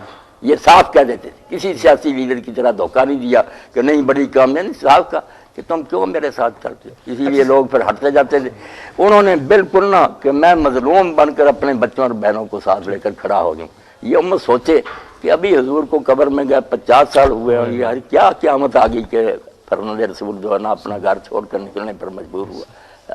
اس لیے کوئی جنگی تیاری نہیں کی، کوئی سیاسی خطبے نہیں دیے، بس مظلوم بن کر وہ میدان میں کھڑے ہو گئے کہ میرے ساتھ جو کرنا کر لو، تم نے اسلام کا راستہ چھوڑ دیا، یہ دین کا راستہ نہیں جس پر تم چل رہے. اور اس کی برکت ہے محمد بن مائی امت پوری نے نا ٹھیک ہے صحابی مانا جو حضرت معاویہ کے دور کو خلافت راشدہ نہ تسلیم کسی نے بھی نہیں کیا. یزید کے دور کو کسی نے خلافت نہیں مانا. یہی ہے کہ یہ لوگ متسلط سے غالب آ گئے تھے، کوئی ان کو صحیح خلیفہ نہیں. یہ حضرت حسین علیہ السلام کے احتجاج کا نتیجہ، ورنہ خاموش رہتے نا مور لگ جاتی کہ جو ہو رہا ٹھیک ہی ہو رہا. وہ حدیثیں تو اپنی جگہ موجود ہے نا مسند امام احمد میں کہ 30 سال کے بعد کاٹ کھانے والی ملوک کاٹ شروع ہو جائے گی. اٹھنا کس نے تھا؟ آپ نے دیکھا کبھی عمر بن حمد کا سر کاٹ کر ملکوں میں گھمایا جا رہا، کبھی کسی کو ختم کی. حجر بن عدی بے گناہ جو صرف بات تو اتنی ہوئی کہ خطبہ دے رہا تھا، زیادہ اثر کا وقت بھی جا رہا تھا. انہوں نے کہا یار کوئی نیا نبی نہیں آیا، نہ کوئی کتاب اتری ہے، کس نے واقعات بدلے، نماز تو پڑھاؤ. جھوٹا مقدمہ بغاوت کا بنا لیا، بیڑیاں لگا کر ادھر شام کو لے گئے. وہ بیچارے کہتے رہے کہ ہمیں معاویہ کے پیش تو کرو، پیغام بھی بیچا کہ ہم اس بیعت پر قائم ہے جو حسن نے کی تھی. معاملہ تو یہ، مگر انہوں نے کہا نہیں زیادہ تم سے زیادہ سے ملنا بھی نہیں تھا. اور جنگل میں جہاں انہوں نے حضرت عمر کے زمانہ میں اللہ اکبر کا فتح ہی انہوں نے کیا تھا، اسی جگہ بیچاروں کی قبریں کھود دی گئیں، کفن بچھا دیے گئے. اور کہا بچنا چاہتے تو حضرت علی پر لعنت کرو. انہوں نے کہا ساری عمر محبت کی ہے، صرف موت کو سامنے دیکھ تو بیچارے کس طرح بے گناہ مارے گئے. ام المومنین نے مدینہ معاویہ کا تجھے اللہ کا خوف نہ آیا، تم نے کیوں ایسے نیک لوگوں کو قتل کر دیا. تو یہ سارا منظر دیکھ کر لوگ سہم گئے. اور جو صحابہ کہتے ہیں ان کو کہا اس سے پیچھے چلو نا. جب خلافت بھی ایک ہی تھی، پوری طرح نظام بھی مستحکم تھا، حضرت عثمان خلیفہ تھے، ان کو 600 آدمی نے آ کر گھیرا. اور اتنے دن وہ گھیرا ڈال کر بیٹھے رہے، مہاجر انصار کی فوجیں تھیں وہاں، انہوں نے آپ کو بچایا، اور کو نہیں، انہوں نے روک دیا تھا فلان جو مرضی کہو۔ جب اس وقت خاموش رہ گئے، خلیفہ قتل ہو گیا، یہ تو پھر 20-30 سال ہو گئے۔ اچھا، یہ بخاری مسلم میں حدیث ہے، نبی صلی اللہ علیہ وسلم نے فضائل مدینہ والا جو پورشن ہے کہ ایک زمانہ آئے گا لوگ مدینہ چھوڑ جائیں گے، چھوڑ اچھا، حالانکہ ان کو پتا ہو مدینہ ہی ان کے لیے بہتر جگہ ہے، سیدنا علی نے دارالخلافہ کوفے کیوں شفٹ کیا تھا، مدینہ شریف کیوں چھوڑ دیا؟ یہ حدیث جو آپ نے سنائی نا، یہ مسلم میں بھی پڑھنی چاہیے کہ لوگ جو تھے نا، حضرت ابو سعید خدری کے خادم نے کہا نا کہ حضور جو مدینہ کا بحال ہو، وہاں لکھا واقعہ حرہ کے موقع پر جب انہوں نے مدینہ تباہ کر دیا نا، اس وقت انہوں نے کہا ہونا حضرت میرا یہاں رہے گا کیا کام رہا ہو گیا، کوئی چیز نہیں ملتی، مہنگائی ہو گئی، شہر اجڑ گیا۔ اس وقت حضرت ابو سعید خدری نے یہ حدیث سنائی کہ رسول اللہ نے کہا تھا لوگ چھوڑ جائیں گے حالانکہ مدینہ ان کے لیے بہتر ہوگا، اس میں بھی واقعہ حرہ کا ذکر کہ اس موقع پر نا یہ بات اس نے نہیں، سیدنا علی مدینہ شریف سے دارالخلافہ کیوں شفٹ نہیں، کیا؟ وہ تو کرتے ہیں بات، مگر میں نے اس حدیث کا شروع بتایا کہ حرہ میں نا انہوں نے ظلم بہت کیا۔ حضرت علی رضی اللہ عنہ چھوڑ گئے نا، اور صحابی بہت سارے مدینہ چھوڑ گئے دین کے سکھانے کے لیے، اور مختلف علاقوں میں بیٹھ گئے، وہ مراد نہیں جو اس میں فرمایا نا کہ جب فتوحات ہوں گی وہاں پھر عیاشی ہوگی، بہت سا ہمارے مال ملے گا نا اور بنی سہولتیں، لوگ اس کی خاطر جائیں گے۔ ان کو کہا کہ اگر وہ سہولتوں کی بجائے یہاں کی تکلیفوں پر صبر کریں وہ الگ۔ اور حضرت علی رضی اللہ عنہ نے کیا دارالخلافہ بدلنا چاہیے، تو اعتراض کرنے کے لیے برائے اعتراض کرتے پھرے، بھائی تسی کہہ دو چھڑا دیا کہ ابھی خلافت جو ہے بیعت ہو رہی ہے، ام المومنین ان کے ساتھی لشکر لے کر بصرہ میں چلے گئے، یہ ان سے نپٹنے کے لیے جا رہے ہیں، ادھر خبر آ گئی کہ معاویہ لشکر لے کر آ رہا سفین، 4 سال ضائع کیے ان کے، اور الٹا یہ اعتراض بنا لیا مدینہ چھوڑ گئے۔ میں مدینہ میں رہنے دیا تمہیں، وہ ان سے نپٹنے کے لیے مدینہ میں بیٹھے رہتے، جہاں یہ فساد کر رہے تھے بصرہ جانا ہی تھا، جانا ہی تھا۔ اچھا، یہ واقعہ حرہ کے بعد جو عبداللہ بن زبیر کے اوپر چڑھائی یہی مہینہ جو جمادی الاولیٰ آ رہا نا، اس کی 15 تاریخ تھی نا، جب جنگ جمل میں حضرت علی نے فتح پائی، اور پھر حضرت سے پھر بھی ان کے دیکھیں نا بلند حوصلگی کیا، ام المومنین کو ایک مکان میں ٹھہرایا، خود گئے اور کہا اب بھی میرے دل میں تیرا احترام ہوئی جو پہلے تو رسول کی وہ بھی کرتی تھی، مگر میرے خلاف جو تم نے کیا اس کا کوئی حق تو نہیں، پھر وہ بھی روتی تھی کہ مجھ سے غلط کام ہوا۔ عبداللہ بن زبیر پہ جو حملہ کیا گیا تھا واقعہ حرہ کے بعد، مکہ شریف پر بیت اللہ جلا دیا انہوں نے، بیت اللہ جلا۔ اچھا، عبداللہ بن زبیر کے بارے میں اہل سنت میں تو بڑی رسپیکٹ پائی جاتی ہے، صحابی ہیں سب کچھ، لیکن میں نے اہل شیعہ کی جو میتھولوجی ہے اس میں عبداللہ بن زبیر کو انہوں نے بڑی نٹوریس پرسنالٹی کے طور پہ پیش کیا ہے، ایک دنیا پرست قسم کا، اور پھر زبیری خلیفہ اور اموی خلیفہ اس طرح کمپیریزن کروایا ہے۔ یہ کیا وجہ عبداللہ بن زبیر سے کیوں چڑھا ہے اہل؟ میں نے وہاں اسلام آباد میں آپ موجود نہیں تھے، نے کہا تھا کہ یہ شیعہ اور سنی پہلے اگر کچھ کام کرنا پہلے بیٹھ کرنا کوئی ایسی اکیڈمیاں کہ اپنی حدیثوں اور تاریخوں کو چھانٹیں کہ اس میں صحیح کتنا مواد ہے، اس سے کچھ نتیجے نکالیں، کیونکہ ملاوٹ تو بہت ہوگی، لاکھوں کی تعداد۔ اب اس پر جو ہے نا صحیح تاریخ طبری آئی ہے، وہ 2 محققوں نے اس پر کام کیا، بڑا اچھا صحیح روایتیں صحیح بہت، یہ اس بچے نے مجھے لا کر پہلی 2 جلدیں دی، خلافت راشدہ اور اس کے بعد نا خلافت عمریہ تک کیا، سب پر کام ہے، صحیح طبری الگ کر دی، اس میں حضرت عبداللہ بن زبیر پر جو چیپٹر لکھا تھا بہت صفحے، یہ ساری تہمتیں جو ہے نا کہ وہ بخیل تھے، یہ تھا، صحیح روایتوں پر انحصار کر کے انہوں نے ثابت کیا کہ نہیں وہ بہت پایا آدمی، پڑھنی چاہیے صحیح تاریخ طبری۔ شیخ صاحب، یہ مختار سقفی ہے، اس کے بارے میں جو صحیح مسلم میں حدیث ملتی ہے، نام تو اس کا نہیں ہے، نہیں کہ بنو ثقیف میں ایک کذاب ہوگا اور ایک مبیر ہوگا، ظالم ہوگا، تو اسماء بنت ابی بکر کہتی ہیں رضی اللہ تعالیٰ عنہ کہ ہم وہ تو دیکھ چکے، ہاں جی، تو وہ حجاج بن یوسف کو کہا کہ ظالم تو ہے۔ اب اس میں ہماری جتنی شروحات ہیں اس میں تو مختار سقفی کا نام ملتا ہے۔ اچھا، دوسری طرف مختار سقفی سے جو اللہ تعالیٰ نے اتنا بڑا کام لیا ہے، اچھا، تو اب اس میں یہ مختار سقفی کا نام کسی حدیث میں آیا ہے، یہ کہاں سے نکلا ہے؟ اور اگر مختار سقفی نہیں تو وہ قذاب کون تھا؟ وہ قذاب تو اللہ جانے، نام نہیں کوئی آیا۔ باقی دیکھنا جو بات آپ نے کہ کام بڑا کیا، یہ تو ابن کثیر جیسا آدمی جو جہاں تک ممکن ہوتا صفائی دینے کی کوشش کرتا بنو امیہ، مگر وہ بھی کہتا کہ مسلمانوں کے دل جو جلے ہوئے تھے نا اور سینے سڑ گئے تھے کہ حضور کے بچے کے ساتھ یہ سلوک اور دنیا آرام سے بیٹھی رہی، تو اس نے اس غیظ کو شفا بخشی، جب یہ اس نے قتل کیے نا مسلمانوں کے سینے ٹھنڈے ہوئے کہ الحمدللہ ان ظالموں میں سے زمین پر کچھ چلتا پھرتا نظر نہیں آتا۔ اور جب مصعب نے اس کا حصار تنگ کر دیا نا، رسد بھی روک دی، ساتھی جو تھے انہوں نے امان مانگ لی، تو مختار نے پھر دیکھنا آخر وقت آدمی کے مخلص ہونے کی دلیل ہوتی ہے نا، غلطی الگ بات ہے کہ اس نے غسل کیا میت والا, خوشبو لگائی, کفن پہنا. اس نے کہا مسلم میں نے اللہ سے جو دعا مانگی تھی نا کہ مجھے اتنا وقفہ دے دے کہ زمین پر قاتلان حسین میں سے چلتا پھرنا نظر نہ آئے. وہ کام ہو گیا. اب پوری دنیا میں کوئی بندہ جو گیا تھا اس جنگ میں زندہ نہیں, اس لیے مجھے جینے کی کوئی نہیں خواہش. جو کرتے ہو میرے ساتھ کر دو. ان کی بیویوں کو بعد میں مسلم نے تنگ کیا نا, تم بیان دو کہ وہ نبی کہلاتا تھا اور اس نے دعویٰ کیا تھا. ان بیچاریوں نے ان کو بہت ظلم کے ساتھ اس نے قتل کیا نا, مسلم نے ظلم کیا بڑا. انہوں نے کہا ہم کس طرح گواہی دیں, ہماری عمر اس کے گھر میں گزری. جو اس نے کہا تھا کہ میں حسین کا بدلہ لوں گا, اس میں کیا جھوٹ اس نے بولا, سچ کر دکھایا. اور ہم نے کبھی یہ بات اس سے نہیں سنی کہ میں نبی ہوں یا میرے پاس گواہی آتی ہے. یہ سب بہتان ہے, ہم اس کے خلاف یہ گواہی کیوں دیں؟ اچھا, عبداللہ بن سبا کا ذکر شیعہ کی کتابوں اور میں جیسے ملتا ہے. ابن حزم لکھتے ہیں نا کہ صحابہ کرام اس کے پیچھے جمع پڑھتے تھے, نماز پڑھتے تھے, اس کے بیت المال کو زکوٰۃ دیتے تھے, اس سے وظیفے قبول کرتے تھے. وہ تو جاج میں یوسف کے پیچھے بھی پڑھتے تھے. نہیں پڑھتے تھے. پھر وہ یہ کافر ہونا جو کہتے ہیں نہیں, بات نبی کی ہے نا, کہ اگر اس نے نبی ہونے کا دعویٰ کر دیا تھا اس لیول کا نہیں تھا, پھر اس لیول کا نہیں. پھر وہ اچھا, فاسق عبداللہ بن سبا کا ذکر اہل سنت کے ہاں تو بہت ملتا ہے. اہل تشیع کی کتابوں میں بھی, ابھی شیخ زبیر علی زئی صاحب نے بھی ایک روایت, وہ رجال کشی کتاب ہے, اس میں سے نقل کی ہے کہ امام جعفر کہتے ہیں رحمۃ اللہ علیہ کہ یہ ہماری طرف جھوٹی چیزیں منسوب کرتا ہے اور ہمارے ائمہ اہل بیت کا راستہ اس نے چھوڑ دیا ہے. تو عبداللہ بن سبا کے بارے میں مجھے پتہ چلا ہے کہ آپ کا شاید کانسیپٹ یہ ہے کہ آپ کوئی کہتے ہیں کہ اس طرح کی کوئی پرسنالٹی نہیں تھا. نہیں, ایسی بات نہیں. میں یہ کہتا ہوں سنی سنائی بات ہے, میں تحقیق کر رہا نہیں ہوں. ٹھیک ہے. کئی لوگوں نے تو کتابیں لکھی ہیں نا شیعوں میں, ہم سے بھی لکھی ہیں. تھا حسین بھی کہتا تھا کہ لوگوں نے گاڑ لی بات, مگر یہ بات جو نا شیعوں کی کتابوں میں تو ٹھیک ہے, واقعی ذکر یہ بات نہیں نا ہے. ہاں جی, مگر اہل سنت کی کتابوں میں جنہوں نے زور لگایا نا, صرف ایک روایت نکالی قدیم جس میں امام شافعی کہتے ہیں عبداللہ بن سبا کا ذکر کرتے ہیں, مگر اس میں بھی پھر وہ لوگ مانتے ہیں کہ مجالد یہ روایت کرتا نا, اس کو ضعیف راوی, اور کسی نے نہیں. اس سے پہلے کی کوئی روایت سنی ہو کہاں نہیں ملی, بعد میں لے. اور اسی لیے آپ دیکھتے ہیں نا حدیث کی کتابوں میں حضرت عثمان کے فتنہ کے بارے میں بہت کچھ لکھا, مگر عبداللہ بن سبا کا نام صحاح میں یا کہیں نہیں آتا کہ اس کا ادھر تو کہیں نہیں. اب جو محقق ہے نا یہ تاریخ تبری والے, انہوں نے بھی کہا کہ وجود تو ثابت ہے, اگر ہم کہنا ایسا آدمی نہیں تھا, یہ نہیں بات, کیونکہ بہت کتابوں میں ذکر ہے. مگر جو یہ ہے نا کہ اس نے اس ہنگامے کو برپا کیا اور سارا اس کا رول تھا, یہ غلط ہے, اس کا کوئی دخل نہیں. یہ تو مروان کا سارا سارا فتنہ ان کا اپنا ہی ہے. اچھا شیخ صاحب, یہ ایک بڑی خطرناک روایت ہے صحیح مسلم میں, 7000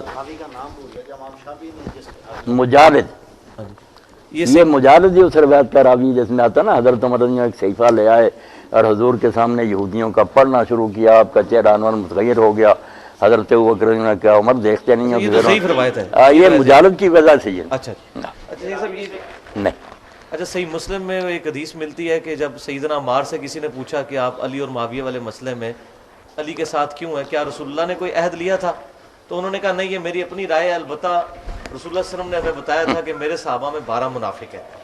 اچھا, اب یہ 12 منافق ہیں, وہ جنت میں داخل نہیں ہو سکتے جب تک اونٹ سوئی کے ناکے سے نہ گزرے. اور حضیفہ کا بھی ذکر کیا اس میں انہوں نے.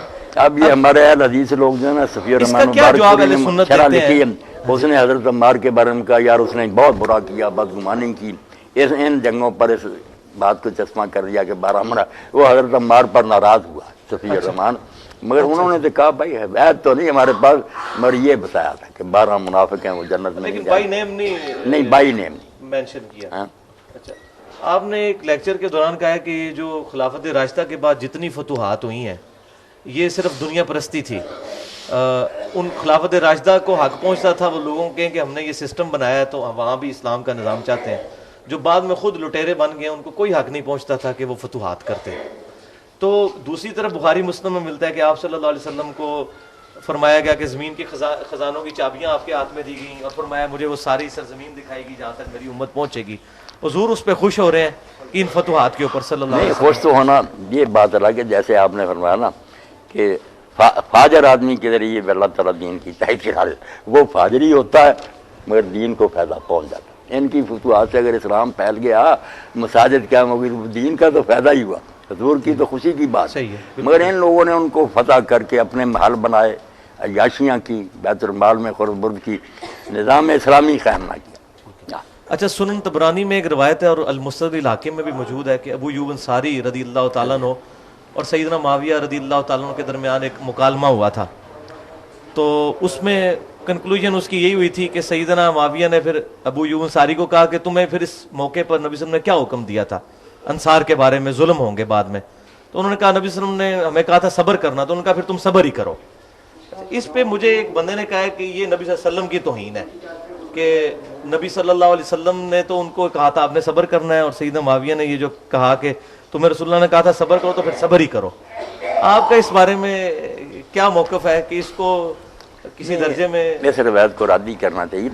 باقی یہ جو ہے اس نا کی صحت تو ٹھیک ہے ویسے نہیں، صحت جو ہے نا یہ تو بخاری شریف وغیرہ میں صاحب معاویہ کا قصہ چھوڑ کر نا کہ آپ نے کہا کہ انصار تم میرے بعد اپنے پر ترجیح پاؤ گے، لوگ تمہیں چھوڑ کرنا صبر کرنا. ابن حجر بھی کہتا کہ وہ معاویہ اور دوسرے زمانوں میں ایسا ہی ہوا کہ ان کی حق ترسی ہوئی. اور یہ قصہ جو ہے نا اس کی سند دیکھنا کمزوری ہے. باقی اگر حضرت معاویہ نے یہ کہا تو پھر کہ اس کے بعد انہوں نے مسلمان کہلانے کا تو حق نہیں. اگر یہ روایت صحیح ہے حضور کی بات کا مذاق اڑایا. شیخ زبیر علی زئی صاحب تو روایت کو صحیح کہتے ہیں. نہیں صحیح کہتے ہیں تو پھر یہ حل کریں نا کہ جب سن کر کے حضور نے کہا صبر کرنا تو بجائے اس کے کہ کوئی متنبع ہوتے اور خوف خدا کرتے ٹھٹھا کیا کہ جاؤ پھر صبر کرو. یہ کوئی نیک بات تو نہیں. کیوں بھائی انہوں نے حضور کی بات سنا، اس نے کہا جاؤ پھر صبر کرو. یہ جو حدیث ہے ان کے صحیح بخاری مسلم کی حدیث ہے کہ انصار پہ ترجیح دی جائے گی، تم صبر کرنا یہاں تک کہ حوض کوثر پہ مجھے ملو. اور پھر بخاری مسلم میں یہ کہ میرے حوض کوثر پہ کچھ میرے اصحاب آئیں گے اور میں کہوں گا اصحابی اصحابی. اچھا اب یہ ڈاکٹر طاہر القادری صاحب نے بھی یہ روایت بیان کی ہے اور وہ اس کی تعویل کر گئے ہیں کہ اس سے مراد صحابہ نہیں، اس سے مراد ہے نبی صلی اللہ علیہ وسلم کے امتی. حالانکہ وہاں تو واضح موجود ہے. تو ظاہر ہے کہ ان صحابہ سے مراد وہ مرتدین زکوٰۃ مرتدین بھی تھے اور کچھ منکرین زکوٰۃ بھی تھے اور کچھ مسلمہ کذاب کے ساتھ بھی لگ گئے. تو صحابی کی تعریف آپ کی نظر میں کیا ہے؟ ہم تو یہ سمجھتے ہیں جس نے ایک دفعہ بھی حضور کو دیکھ لیا، ہمیں یہی بتایا گیا بچپن سے. حالانکہ کئی ان میں سے ایسے ہیں جو بعد میں سیدنا ابوبکر کے خلاف بھی کھڑے ہو گئے. ہاں جی. تو صحابی کی تعریف اہل سنت کی کتابوں میں کیا ہے؟ صحابی کس کو کہا جائے گا؟ کچھ لوگوں نے تو دائرہ روایت کا وسیع کرنے کے لیے کہ حدیثیں بہت کٹی یہی کہہ دیا کہ دور سے بھی دیکھا نا ہاں جی ہاں جی وہ صحابی ہو گیا.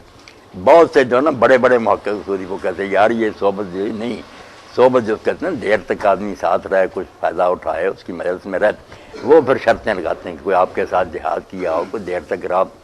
بات تو ان کی بدلی، صحبت تو اسی کی. اچھا یہ بتائیے کہ سیدنا طلحہ اور زبیر نے کیا سیدنا علی کی بیعت کر لی تھی؟ اب جب حیرت ہوتی ہے نا کہ یہ کہتے نہیں جو آپ کی زندگی میں اسلام لایا، بھائی جو آدمی اسلام لایا اور وہ آپ کی اونٹنی کی مہار پکڑ کر حجۃ الوداع میں کھڑا تھا اور اس پر حضور کی اونٹنی کا لعاب گر رہا تھا اور آپ کے خطبے کی آواز وہ پہنچاتا تھا، وہ حضرت عمر کے زمانے میں پھر مرتد ہو کر نصارہ کے پاس چلا گیا شام میں.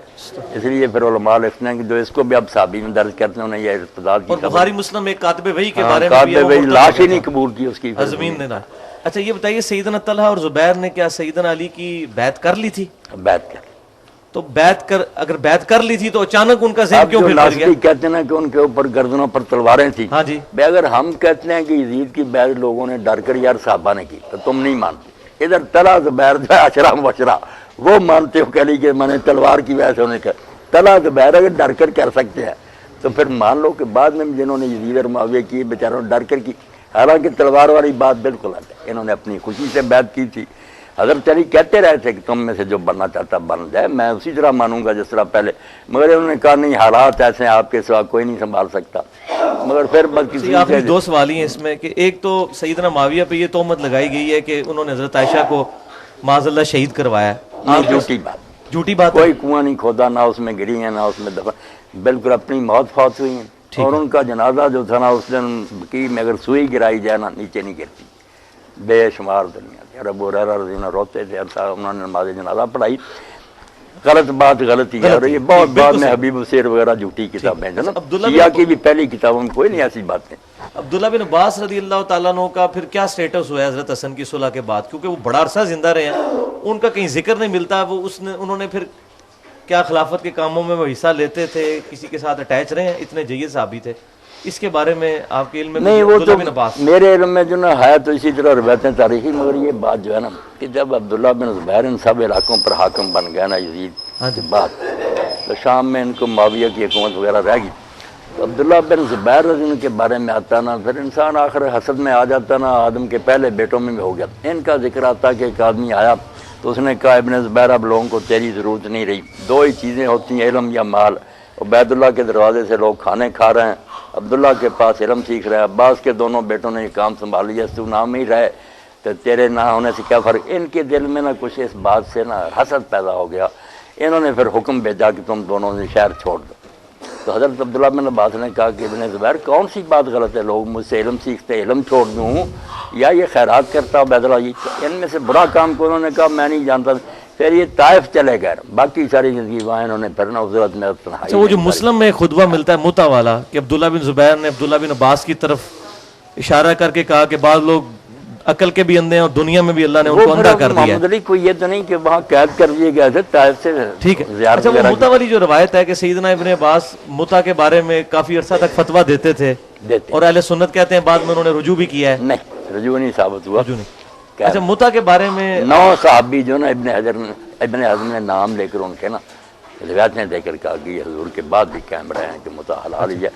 آخری سوال یہ ہے کہ وہ جو جس کی وجہ سے میں مطلب حسینیت والے منہج پہ آیا ہوں وہ ابن عباس کا خواب ہے مسند امام احمد میں، نبی صلی اللہ علیہ وسلم کو خواب میں دیکھا بال بکھرے ہوئے ہیں اور خون کی شیشی پکڑی ہوئی ہے، کوئی شک۔ اچھا اس میں وہ تو حدیث زبیر علی زئی صاحب نے بھی لکھا ہے کہ حدیث متواتر ہے وہ، یہ بتائیے کہ اس میں وہ جو خون کی شیشی پکڑی ہوئی ہے اور فرمایا میں صبح سے اہل بیت کا خون جمع کر رہا ہوں، اس میں محض ہمارے بریلوی بھائی اور شیعہ بھائی یہ کہتے ہیں کہ نبی صلی اللہ علیہ وسلم میدان کربلا میں وہاں موجود تھے، کیا اس کا کوئی ثبوت ملتا ہے یہ برزخ کے معاملات ہیں؟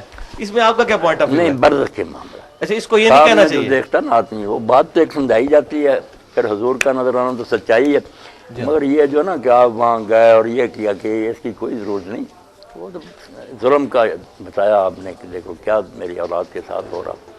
آخری سوال حافظ صاحب کے پوائنٹ آف ویو سے ہے، حافظ صاحب یہ کہہ رہے تھے کہ پہلے میں نے سوال بھی قرآن سے غدیر خم سے شروع کیا تھا کہ غدیر خم میں نبی صلی اللہ علیہ وسلم نے صحیح مسلم میں جو حدیث ہے فرمایا قرآن اللہ کی کتاب ہے، یہ اللہ کی رسی ہے، اس کو پکڑو اپنا جو اس کو پکڑے گا ہدایت پہ، جو چھوڑ دے گمراہ، اور دوسرا اہل بیت کا حسن سلوک۔ لیکن کیا وجہ ہے کہ آپ کے بارے میں یہ کنسیپٹ ہے کہ آپ نے وہ دوسرے حصے کو بہت زیادہ ڈومیننٹ کر دیا ہے، جو اصل چیز تھی کہ کتاب اللہ کو پکڑنا ہے، آپ کا ایمفسائز اس پہ زیادہ ہونا چاہیے تھا۔ نہیں، میرا خیال پچھلا خطبہ ہی تھا، میں نے پچھلا نہیں، اوورآل جو آپ کی جو ایک پرسنالٹی میں نے کہا لوگوں نے سنت کو سیٹ دی، کسی نے اس میں بہر بیت کو سیٹ دیے، دین کے لیے آپ نے صرف کتاب۔ ٹھیک ہے، جزاکم اللہ خیر جی، اللہ خیر سے رکھے، بڑی خوشی، حافظ صاحب تک بھی سلام پہنچائیں اور جو کوئی باتیں آپ کے علم لکھ کر بھی دیں ان پر غور کریں گے انشاءاللہ، جو حق ہوگا قبول کریں۔ جزاکم اللہ خیر۔ سبحانک اللہم و بحمدک اشہد ان لا الہ الا انت۔ بڑی خوشی اللہ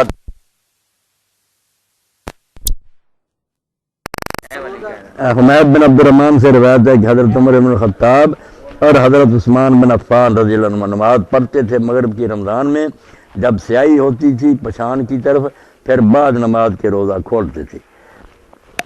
تھلے لکھا کیونکہ مغرب کی نماز جلدی پڑھتے تھے، اس وجہ سے روزہ کا وقت مکروہ نہ ہوتا تھا۔ ابن ابی شیبہ نے انس رضی اللہ عنہ سے روایت کیا کہ میں نے کبھی نہیں دیکھا رسول اللہ صلی اللہ علیہ وسلم کو نماز پڑھتے مغرب کی قبل افطار کے، اگرچہ ایک ہی گھونٹ پانی کا۔ پس پیروی رسول اللہ کی مقدم ہے حضرت عمر حضرت عثمان کی پیروی سے، اور شاید یہ فعل ان کا کسی عذر کے سبب سے۔ اے پائی امین چپ کرنا، یہ میرے پائی نے روایت بخاری موتا جی بھائی حضرت عمر اور حضرت عثمان رضی اللہ عنہ یہ مغرب کی نماز پڑھ لیں گے سی جدوں سورج ڈب جاتا سی رمضان تے روزہ نہیں سی کھول دی، روزہ نماز تو بعد کھول دے سی، اور یہ معاملہ رمضان شریف اے موتا جی روایت یہ بارے سے پوچھتے تھے مولانا عبدالبھائی انہوں نے جان چھڑائی کہ رسول اللہ کھول لیں گے سی، اس تو اصلی تو ہی طریقہ یہ کسی عذر تو ہوگا، مگر اصلی گل ہے بھی پاوے محتاج لکھی نا یہ روایت نہیں صحیح، کیونکہ جڑا حمید بن عبد الرحمان ہے نا یہ نے زمانہ نہیں پایا نہ حضرت عمر دا نہ حضرت عثمان، یہ وقت دا بندہ نہیں نا، انہیں دسیا نہیں سورس، انہوں یہ گل کنے سنائی جدوں کہ بعد پیدا ہوا، اس تو تمہیں حوالہ پھر کسی لکھا دیں گے، علماء نے پھر لکھ دا بے روایت جڑی نا منقطع ہے، یہ جی ٹوٹ جاندی نا تار تو پھر کرنٹ نہیں آتا، یہ جا سلسلہ خراب ہے۔ یہ حمید بن عبد الرحمان نا وقت دا بندہ نہیں دس سکیا بھی کیسے دسی گئے، یہ چاہ گل ہوں ویسے ہوں جا لوگ آئے مکروہ ہو جاتا روزہ، یہ انہوں کی بھی جہالت ہے، مکروہ مکرا کوئی نہیں ہوں، سمے لوے بھی سورج غروب ہونے تو بعد روزہ نہیں رہا، کھاوے پیوے بشک جدو پاوے ساری رات بھی نہ کھاوے، جدوں نے من لیا نا کہ روزے کا ٹائم ختم ہو گیا، روزہ کھل گیا، کھان پینا نہیں کھلتا، یہ مننا کھلتا بھی ہوں میں روزے چ نہیں، اس باروں نبی علیہ السلام نے جیت تک بھی فرمایا اب جی تھی زیادہ محنت کرنی چاہتے جے نا صحیح بخاری چاہتے سحر تو سحر تک روزہ رکھ لیا کرو شام نو کھا لو ہی نہ کچھ کھاؤ پیو سحر نو کھا لو مڑ کے سحر نو جا کھاؤ رات ہی روزے گزارو فل یواصل السحر زیادہ اگر کوئی محنت کرنا چاہتا تو اس طرح عبادت کر مکروہ کوئی نہیں ہوندا ویسے کھول لینا جڑا ٹھیک ہے راوی نہیں ہے ٹھیک وقت دا نہیں ہاں حمید بن عبد الرحمان جڑا اس پاروں منقطع ہوندے ہاں جی بسم اللہ الرحمن الرحیم. اچھا شیخ صاحب یہ سوال تھا کہ آپ اتحاد امت کی بات کرتے ہیں اور اس کی طرف ترغیب دلاتے ہیں لیکن مسئلہ یہ ہے کہ اتحاد امت کے لیے جو مرکزی چیز ہے جو ہمارے لیے بائنڈنگ فورس ہے وہ تو ہے قرآن وَاعْتَصِمُوا بِحَبْلِ اللَّهِ جَمِيعًا وَلَا تَفَرَّقُوا اور غدیر خم پہ بھی نبی صلی اللہ علیہ وسلم نے قرآن پکڑنے کا حکم فرمایا جی غدیر خم پہ بھی قرآن اور صحیح مسلم میں ہے کہ حجۃ الوداع پہ بھی قرآن قرآن قرآن اب مسئلہ یہ ہے کہ جو لوگ قرآن میں بیان کردہ عقیدہ توحید خصوصاً جو پہلی چیز ہے تمام انبیاء کی دعوت ہاں جی جو عقیدہ توحید کے معاملے میں ہی ڈاؤٹ فل ہیں اور انہوں نے یہ سمجھ لیا ہے کہ اللہ تبارک و تعالیٰ نے معاذ اللہ اب یہ سارا کچھ بنا کے نظام اولیاء اللہ کے حوالے کر دیا ہے یا اہل بیت کے حوالے کر دیا ہے یا صوفیاء کے حوالے اب ان کے ساتھ ہم باقی فروعی مسائل کے اوپر کس طرح اتفاق کر لیں جب منڈ جو ہے اس کی اوریجن جو ہے توحید وہی موجود نہیں ہے توحید کی بات کریں تو کوئی کہتا ہے یہ اولیاء کے گستاخ ہیں کوئی کہتے ہیں یہ اہل بیت کے گستاخ ہیں تو میرا خیال ہے اس کے اوپر تھوڑا سا ایمفسائز کرنے کی ضرورت ہے اس پہ آپ کیا کہیں گے توحید کے حوالے نہیں توحید پر بڑا زور دیتا ہوں توحید میں خلل آ گیا تو پھر رہا کیا مگر اس کی وجہ سے جو ہے نا کہ جو لوگ اس بارے میں کچھ پھسل گئے ہیں ان کو اہل علم لوگوں نے دھوکہ دیا کہ یہ توسل ہے استشفاء ہے نیک لوگوں کا وسیلہ ہم ڈھونڈتے ہیں حوالہ شفاء عند اللہ والی بات ان کو ایک دوسرے رنگ میں سمجھا دیا کہ ہم نیک لوگوں سے کچھ نہیں مانگتے نہ وہ دیتے ہیں صرف اللہ کے ہاں سفارش کرتے ہیں ایسی باتیں بنا کر نا انہوں نے لوگوں کو چکر میں ڈال دیا ٹھیک ہے تو اس وجہ سے ہمیں رعایت دینی چاہیے بے خبری اور جہالت ہے نا دیکھیں نا رسولہ جب آئے تو شرک وہی تھا کفر مگر اس زمانے میں وہ کافر نہیں کہلائے جاہلیت کا دور کہلاتا نبی آ گیا سمجھا دیا اور وہ بھی بہت دیر بعد جب مسئلہ واضح ہو گیا پھر کافر کہا انہیں تو اس لیے یہ جو ہے نا کہ ہم انہیں کافر سیائیں اور ان سے نمازیں وغیرہ ختم کر دیں یہ نہیں ٹھیک ہے نمازیں بھی ان سے اسلامی تعلق بھی نکاح طلاق وغیرہ جنازے سب کرنے ان کی جہالت کو ختم کرنے کے لیے پوری کوشش کرنی ہے محبت پیار سے نا انہیں سمجھانا کہ یہ توحید کے خلاف باتیں اور انشاءاللہ وہ تاثیر پیدا ہوگی شریف لوگ مانیں گے مگر ہم برا کہیں یہ مشرک ہیں کافر کوئی فائدہ نہیں یہ بے خبری نہیں وہ ٹھیک ہے آپ کے سامنے نا کہ جس شخص نے سرے سے اللہ تعالیٰ کی قدرت کے بارے میں کہہ دیا کہ مجھے نا بڑے کام کرتا مرتے وقت اس نے کہا بیٹا میں کیسا تھا انہوں نے کہا آپ تو ہمارے بڑے اچھے باپ تھے کہا پھر میرے ساتھ نے ایک شروع کیا کہ مجھ سے کام نہیں اچھے ہوئے اگر میں اللہ کے قابو آ گیا نا لائن قدر اللہ لیا یہ اگر اللہ نے مجھ پر قدرت پاری نا میری جان کا چھٹکارا نہیں مجھے جلا دینا میری راکھ بھی ادھر ادھر بکھیر دینا اس کی سمجھ میں جاہل کی یہ آیا کہ اس طرح کرنے سے نا میں اللہ کے قابو نہیں آؤں یعنی صفت قدرت کا ہی اس نے انکار کر دیا کہ ایسا اگر میں کہہ دوں پھر نہیں اللہ قابو کر سکتا مگر اللہ نے زندہ کر لیا اور پوچھا یہ تم نے کیوں کیا اس نے کیا ڈر گیا تھا کیا باپ لیکن شیخ صاحب مسئلہ یہ یہی علماء نے ابن حجر وغیرہ لکھتے ہیں کہ اتنی بڑی بات کہ قدرت خدا کی کیا اس میں شک کیا کہ اگر میں راکھ بکھیر دوں پھر اس طرح بات سکتا وہ ٹھیک ہے بے خبر ہے قادر ہے اس بات پر لیکن یہ ایز اے رول نہیں لوگوں کو بتائی جا سکتی ہے بات میرے بھائی صدیاں ہو گئیں بڑے بڑے علماء نے کتابیں لے کر ان لوگوں کو بتایا کہ یہ چیزیں جائز اب دیکھیں نا دو آدمی ایک دور میں ہوئے دونوں کو نا ہم کہہ دیتے ہیں شیخ الاسلام ادھر ابن تیمیہ ادھر سبکی ہے یہ کتابیں لکھتے ہیں اپنی جگہ توحید کی وہ ادھر شفاء استقامت اور دوسری لکھتے ہیں کہ نہیں یہ مدد مانگنا حضور سے جائز ہے قبر پاک کی زیارت کے لیے سفر جائز ہے دونوں کی ٹکر رہی مگر دونوں ایک دوسرے کا احترام یہ کرتے ابن تیمیہ کہتے تھے میں نے سبکی جیسا نہیں دیکھا اور شاید ماں نے بھی جناؤ وہ کہتا تھا میں نے اس جیسا نہیں دیکھا علم کا بھی احترام تھا مسئلوں میں ٹکر تھی تو آپ دینا رعایتیں ہیں کہ لوگ اگر غلطیوں میں پھنسے ہوئے نا تو غلطیوں سے ان کو نکالنا مگر محبت ان کی بھی سننا اگر کوئی مغالطہ بھائی لائے نا روایت تو میں کہتا نہیں پھینکو روایت موجود ہے معطا کیا انہوں نے راوی بتا دیا کہ اس بندے نے بتایا اب وہ راویوں کی کتابوں سے نکالیں گے کہ حمید بن عبد الرحمان جو حضرت عثمان اور عمر کے زمانے کا نہیں بعد کا آدمی اس کو بتانا چاہیے تھا نا کہ کس سے لیے اتنے روایت تو علم سے بات ہونی چاہیے نا، برا برا کہنے سے کوئی فائدہ نہیں۔ بالکل ٹھیک ہے، یہ تو ہم ایگری کرتے ہیں اس مسئلے میں، لیکن صحابہ کرام علیہم رضوان کا جو ایٹیچیوڈ تھا ایسے لوگوں کے بارے میں، جس طرح ہمیں کئی روایتوں میں ملتا ہے کہ اہل بدعت کو سلام نہیں کرتے تھے، اسی طریقے سے اہل بدعت کے اوپر سختی کرتے تھے، اسی طریقے سے سنن دارمی کے مقدمے میں کئی تابعین اور صحابہ کے بارے میں لکھا ہوا ہے اہل بدعت کے بارے میں کہ ان کا ایٹیچیوڈ کیا ہوتا تھا، ان چیزوں کو سامنے رکھا جائے۔ اسی طرح خیر سے رکھے اللہ پاک۔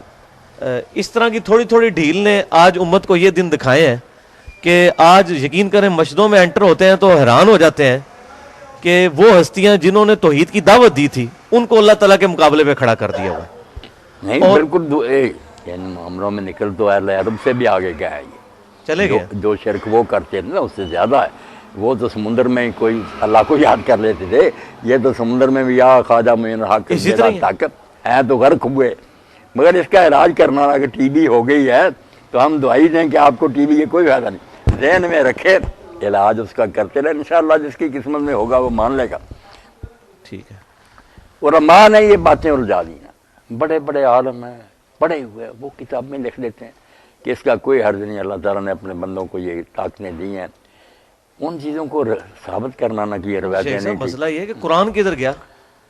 وقال الرسول یا ربی ان قوم اتخذوا هذا القرآن مہجورا، غدیر خم قرآن کی بات کر رہا ہے، حجۃ الوداع قرآن کی بات کر رہا ہے، نبی صلی اللہ علیہ وسلم کا وسیع قرآن ہے، اس کے بعد کوئی امت یہ کہے جی مجھے یہی نہیں پتا چلا کہ قرآن میں کیا لکھا ہوا تھا، ایاک نعبد و ایاک نستعین، مطلب اس کو نہیں سمجھ نہیں آتا۔ بس وہ لوگوں نے پڑھ لیا نا وابتغوا الیہ الوسیلہ، اب اس کی تفسیر میں کئی لوگوں نے لکھ لیا کہ وسیلہ تفسیروں نے تو سارا ظلم ڈایا ہے۔ نہیں ظلم تو ڈایا مگر لفظ تو ہے نا کہ وسیلہ ڈھونڈو، اب لوگوں نے سمجھ لیا کہ لوگوں نے بتایا انہیں کہ یہ وسیلے ہی ہیں، نیک لوگ جو ہے ان کو پکڑ لو، ان کو مغالطوں سے نکالنا ہے نا میرے بھائی، برا بلا کہنے سے کوئی نتیجہ نہیں نکلے گا، نفرت ہوگی دور ہو جائیں گے۔ صحیح ہے، اگر علاج ہو سکتا تھا وہ بھی گیا، وہ ہم سے دور چلے گا، بالکل ٹھیک ہے، دور نہیں کرنا، قریب کر کے نا پھر دل میں صحیح۔ طے کر کے کہ یہ گمراہی میں بالکل پھنسے ٹھیک ہے۔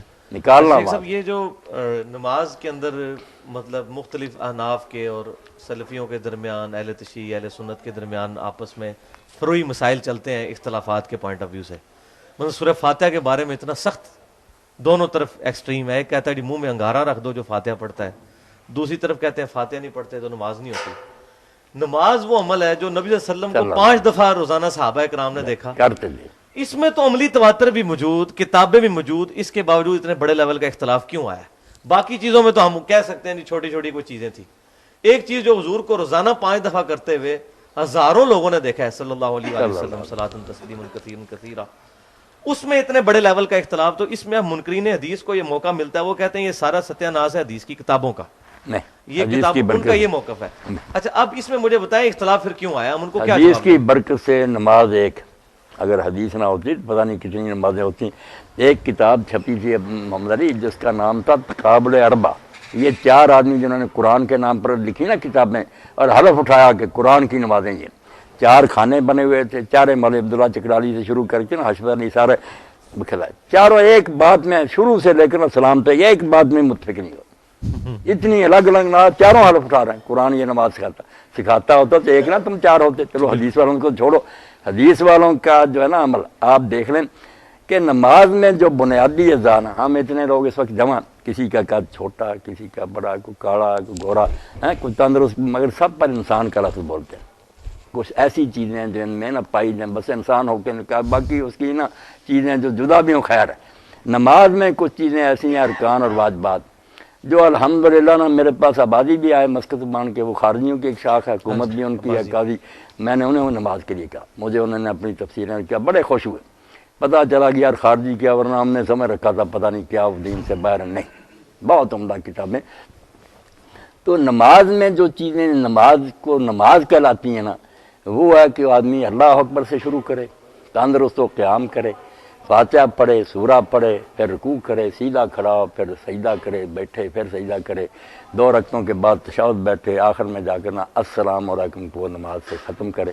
یہ آپ ساری دنیا میں گھوم جائیں نا، سب مسلمانوں کی نماز میں ہے، شیعہ کے بھی یہی ہے، حنفیوں کی بھی، یہ ہے وہ اجزاء جو ارکان اور واجبات ہیں جن کے بغیر نماز نہیں، جو اس کے علاوہ ہیں وہ سنن اور مستحبات ہیں، جیسے سلاد وغیرہ کھانے کے ہو جائے اچھا نہ ہو جائے کوئی نہیں، وہ ساری ایسی بات جاہلوں کی چھوڑیں کہ فلاں کی نماز نہیں ہوتی۔ ابن تیمیہ کہتے ہیں یار لوگ فاتحہ پڑھتے پیچھے نہیں پڑھتے صحابہ میں، رفع دین کرتے بھی نہیں، کسی نے ایک دوسرے کو نہیں کہا کہ اس کی نماز نہیں۔ یہ پیدا جو ہوئے نا انہوں نے امت کو برباد کیا، کرتے بے شک الگ الگ مرہ رہتے، کیونکہ یہ سنن کا ہی معاملہ تھا، سنت ہوتی وہ کر لیں تو اچھا نام ہی کی جائے، اسی لیے حضور صلی اللہ علیہ وسلم کبھی کہہ دیتے تھے، بڑے بڑے چوٹی کہہ لو، حدیث علماء نے کہا کہ یہ رفع الیدین ان حیاتوں میں سے ہے جو گاہے پیغمبر کردہ و گاہے نہ کردہ، فاعل مصاب باشد و تارک غیر مرام، اگر کرے گا ثواب ہے، نہ کرے گا اس کو ملامت، اس درجے کے مسئلے تھے۔ جب بنا دیے نماز نہیں ہوتی، فساد ہو گیا۔ آپ دیکھیں کہ فرض اور واجب اس کی نماز میں ہیں، وہ ہیں تو جیسے انسانوں میں باقی چیزوں میں بہت فرق ہے، مگر پھر بھی انسان ہی بولتے ہیں، نماز ہی بولیں گے جب تک واجبات اور ارکان محفوظ ہیں۔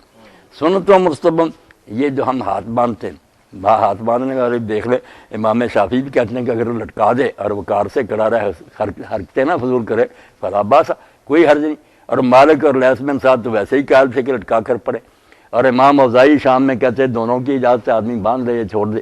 یہ مسئلے تو زائد چیزوں کے کہ یہ ہو جائے ٹھیک ہے نا، یہ فرض واجب چیزیں نہیں تھیں، بے علم لوگوں نے بنا لیا نا کہ اس کے بغیر نماز نہیں، اس سے پھر فساد ہی ہونا تھا۔ فاتحہ کا آپ پڑھیں دیکھ لیں، جو علم والے لوگ ہیں وہ سب مانیں گے کہ 3 گروہ تھے اصحاب رسول میں، کچھ ہر حال میں پڑھتے تھے سری جہری میں، ان کے بھی آگ نہیں پڑھنی، بکواس کرتے ہیں، عبادہ بن سامت، ابو ہریرہ یا حضرت عمر کے پڑھنی، اور جو کہتے ہیں نہیں پڑھتا نماز نہیں، بھائی مسلم خود لکھتے ہیں کہ حضرت زید بن ثابت جو کاتب وحی تھے وہ کسی نماز میں بھی امام کے ساتھ قرآن نہیں پڑھتے ہیں، اور آپ خواب جو امام ترمذی لکھتے ہیں کہ اصحاب رسول میں وہ بھی تھے جو پڑھتے تھے، نہیں پڑھتے۔ اور امام احمد بن حنبل کا جو حوالہ دیا، انہوں نے کہا یار حضرت جابر سے زیادہ کو جانتا صاحب یہ رسول سے کہ حدیث کا کیا معنی، انہوں نے لا صلاۃ کا بھی بیان کر دیا کہ جس نے کسی رکعت میں فاتحہ نہیں پڑھی اس کی نماز نہیں، مگر ساتھ ہی کہا اللہ یکون وراء الامام، ہاں اگر وہ امام کے پیچھے ہو پھر یہ قانون ہے۔ وہ کہتے صحابی کو جرأت کیسے ہوئی، اگر اس نے اپنی طرف سے یہ استدعا کیا، دین برباد کیا کہ جب نماز نہیں ہوتی کیوں کہا اس نے کہ میں امام کے پیچھے ہو جاتی ہے۔ اور اس کو حسن صحیح کہا، امام احمد بن حنبل کہتے ہیں یار اس سے صحابی سے بڑھ کر کوئی حدیث کو جانتا، اس لیے اکیلا پڑھے گا یا امام پڑھے گا اور فاتحہ نہ پڑھے اس کی نماز نہیں، اللہ یکون وراء الامام، ٹھیک۔ اور زیادہ اکثریت تو آپ جانتے ہیں نا کہ سری میں پڑھ لیتے تھے فاتحہ بھی، اور جہری میں جو ہاں سورت بھی پڑھتے اور جہری میں خاموش رہتے، تو پتہ چلا یہ ساری چیزیں ٹھیک ہی تھی، نماز کا کوئی نہیں بگڑتا۔ ترجیح دے سکتے ہیں آپ کا، میرے خیال میں یہ زیادہ بہتر کر لیں۔ بالکل ٹھیک ہے، ترجیح تو دیتے ہیں، لیکن مسئلہ یہ ہے کہ اسی طریقے سے سنتیں چھوٹتی چھوٹتی ابھی تک یہ حالت یہاں پہنچی ہے۔ آپ یہ کہہ رہے ہیں کہ نہیں، چھوٹتے چھوٹے حالت نہیں پہنچی، سنتوں پر زور دینے سے پہنچی، اچھا کہ سنت کو فرض بنا دیا۔ نہیں، فرض تو کوئی بھی نہیں کہتا، زبان سے نہیں کہتے، عملاً بنایا ہوا، عملاً بنایا ہوا، ظاہر ہے وہ اختلافی مسائل پھر اس قدر ادھر ہمارے زور دے دیا۔ اگر یہی کہتے رہے کر لو ٹھیک ہے، نہ بھی کرو پھر بھی فساد کیوں ہوتا۔ اچھا، وہ مصنف ابن ابی شیبہ میں ایک روایت ملتی ہے کہ سیدنا ابن عمر رضی اللہ تعالیٰ عنہ جو رفع الیدین نہیں کرتا تھا نماز میں، کنکریاں مارتے، یہ بات ٹھیک ہے؟ ہاں ٹھیک۔ تو مسئلہ ہے کہ ابن عمر بھی بڑے متبع سنت تھے، بڑے بڑے، ہاں جی، تو وہ اتنی نہیں وہ توجہ دلانے کے لیے کہ بہتر تو یہی کہ رفع الیدین کیا ہے، وہ میں بھی کہتا ہوں جیسے شاہ ولی اللہ والذی یرفع حب الی ممن لا یرفع لأن احادیث رفع اکثر واسبق۔ لیکن ادھر تو ظلم یہ ہو گیا ہے کہ جو لوگ کر رہے ہیں نا ان کو تختہ مشق بنایا ہوا ہے نہ کرنے والوں نے، جن کی اپنی ایک حدیث جو کہ اصول محدثین پہ وہ بھی صحیح نہیں ہے، کوئی روایت صحیح ثابت نہیں۔ ان کا ظلم یہ ہے کہ وہ، اور جو کرنے والے نے انہوں کا کرنا تو اچھا، مگر جس طرح کرتے ہیں نا رفع الیدین، وہ تو خیر غلط ہے، انہوں نے بھی محمد علی بھائی بدنام کر اب یہ کوئی رفع الیدین ہے؟ یہ یہی کہنا کہ مکھیاں اڑا رہے ہیں، کیوں بھائی آپ بتائیں۔ ہاں میں آپ کو بتاتا ہوں یہاں ایسے لوگ ہیں، میں نے ایک دن محمد علی بھائی اس پر خطبہ نہیں کیا، نہ رفع الیدین، مگر جب اس کا فلسفہ کبھی کبھی بیان کر دیتا ہوں کہ آپ جب اللہ کی طرف دونوں ہاتھ اٹھا دیتے ہیں تو وہ بالکل اپنی نفی ہے کہ میرے پلے کچھ نہیں تیرے۔ کتنے دیوبندی کٹڑ مقلد تھے، مگر آپ جو کرتے ہیں نا اتنا اچھا رفع الیدین کرتے ہیں، میں بھی حیران ہوتا ہوں۔ میں نے نہیں کہا انہیں، وہ خود ہی لگ گئے۔ ایک سوال میں بھی کر لوں کہ یہ جو آپ فرماتے ہیں کہ تمام فرق جو ہیں اپنی حدیث کی کتابوں کو چھان پھٹک کر لیں اور تاکہ ہم آہنگی پیدا ہو جائے، اس کا کیا طریقہ، علمی کیا طریقہ آپ کے ذہن میں آتا ہے؟ ہر گروہ میں ماشاءاللہ نا ایسے لوگ اب بھی موجود ہیں، شیعہ سنی دوسرے سب ہیں کہ اللہ نے انہیں علم بھی دیا، رجال کے ماہر بھی ہیں، مختلف موقعوں پر وہ اظہار بھی کر دیتے ہیں۔ اب کافی ہے نا وہ حماسہ میں لکھتے ہیں، سید مرتضیٰ مطہری کہ افسوس ہے کہ کافی میں بھی یہ روایت آ گئی کہ امام حسین علیہ السلام کی لاش پر ایک آ کر شیر بیٹھ گیا، اور لوگ جب گئے آپ کا سر کاٹنے کے لیے تو شیر ہرایا، تو پھر انہوں نے کہا دیا یار نہ چھیڑو، یہ ایک مصیبت ہے، گلے پڑ جائے گی۔ وہ کہتے ہیں یہ بھی اتنی بڑی ہماری کتاب میں ایک جھوٹی روایت لگی، کون سا؟ اور کئی لوگ پھر یامین بھائی اتنا دور چلے گئے ذاکر کہ وہ شیر خود حضرت علی تھے، شیر کی شکل میں آتے تھے، وہاں بیٹھتے تھے۔ اب کیا کریں، ان روایتوں نے یہ امت روایات میں کھو گئی، حقیقت خرافات میں کھو گئی۔ حالانکہ خود علامہ محدثی کہتے ہیں کہ یہ روایت جو ہے نا ضعیف ہے، مگر کتابوں سے الگ کر کے شائع کریں کہ اتنا مواد صحیح کٹھی کر لیں، تقریباً ایک ہی بات ہے، یہ ان ضعیفوں نے فساد ڈالا ہوا۔ اچھا یہ کچھ بزرگ جن کو آپ رحمۃ اللہ علیہ کہتے ہیں، رحمۃ اللہ علیہ ہاں جی کہتے ہیں، اب مسئلہ یہ ہے کہ جب ہم تک ان کی کچھ باتیں ایسی پہنچتی ہیں جن میں عقائد کی خرابیاں مجھلی ہیں، تو اس میں یہ ہم جو ان کے لیے دعائیہ کلمات کہتے ہیں، اس کی کیا شرعی حیثیت ہے؟ نہیں تو کل کو کوئی یزید کو بھی امام غزالی کی طرح رحمۃ اللہ علیہ کہے گا؟ یزید بیچارہ جو ہے نا، یزید کو نیک نہیں، اس کی بات کو بھی غلط بیان کر دیا لوگوں، نیک بالکل نہیں کہا۔ امام علیہ السلام کا خطبہ بھی نقل کیا کہ لوگوں تم دیکھتے ہو حق پر عمل نہیں ہو رہا، لوگوں نے حرام کو حلال کر لیا، بیت المال لوٹ رہے ہیں، سارا تقریر لکھی۔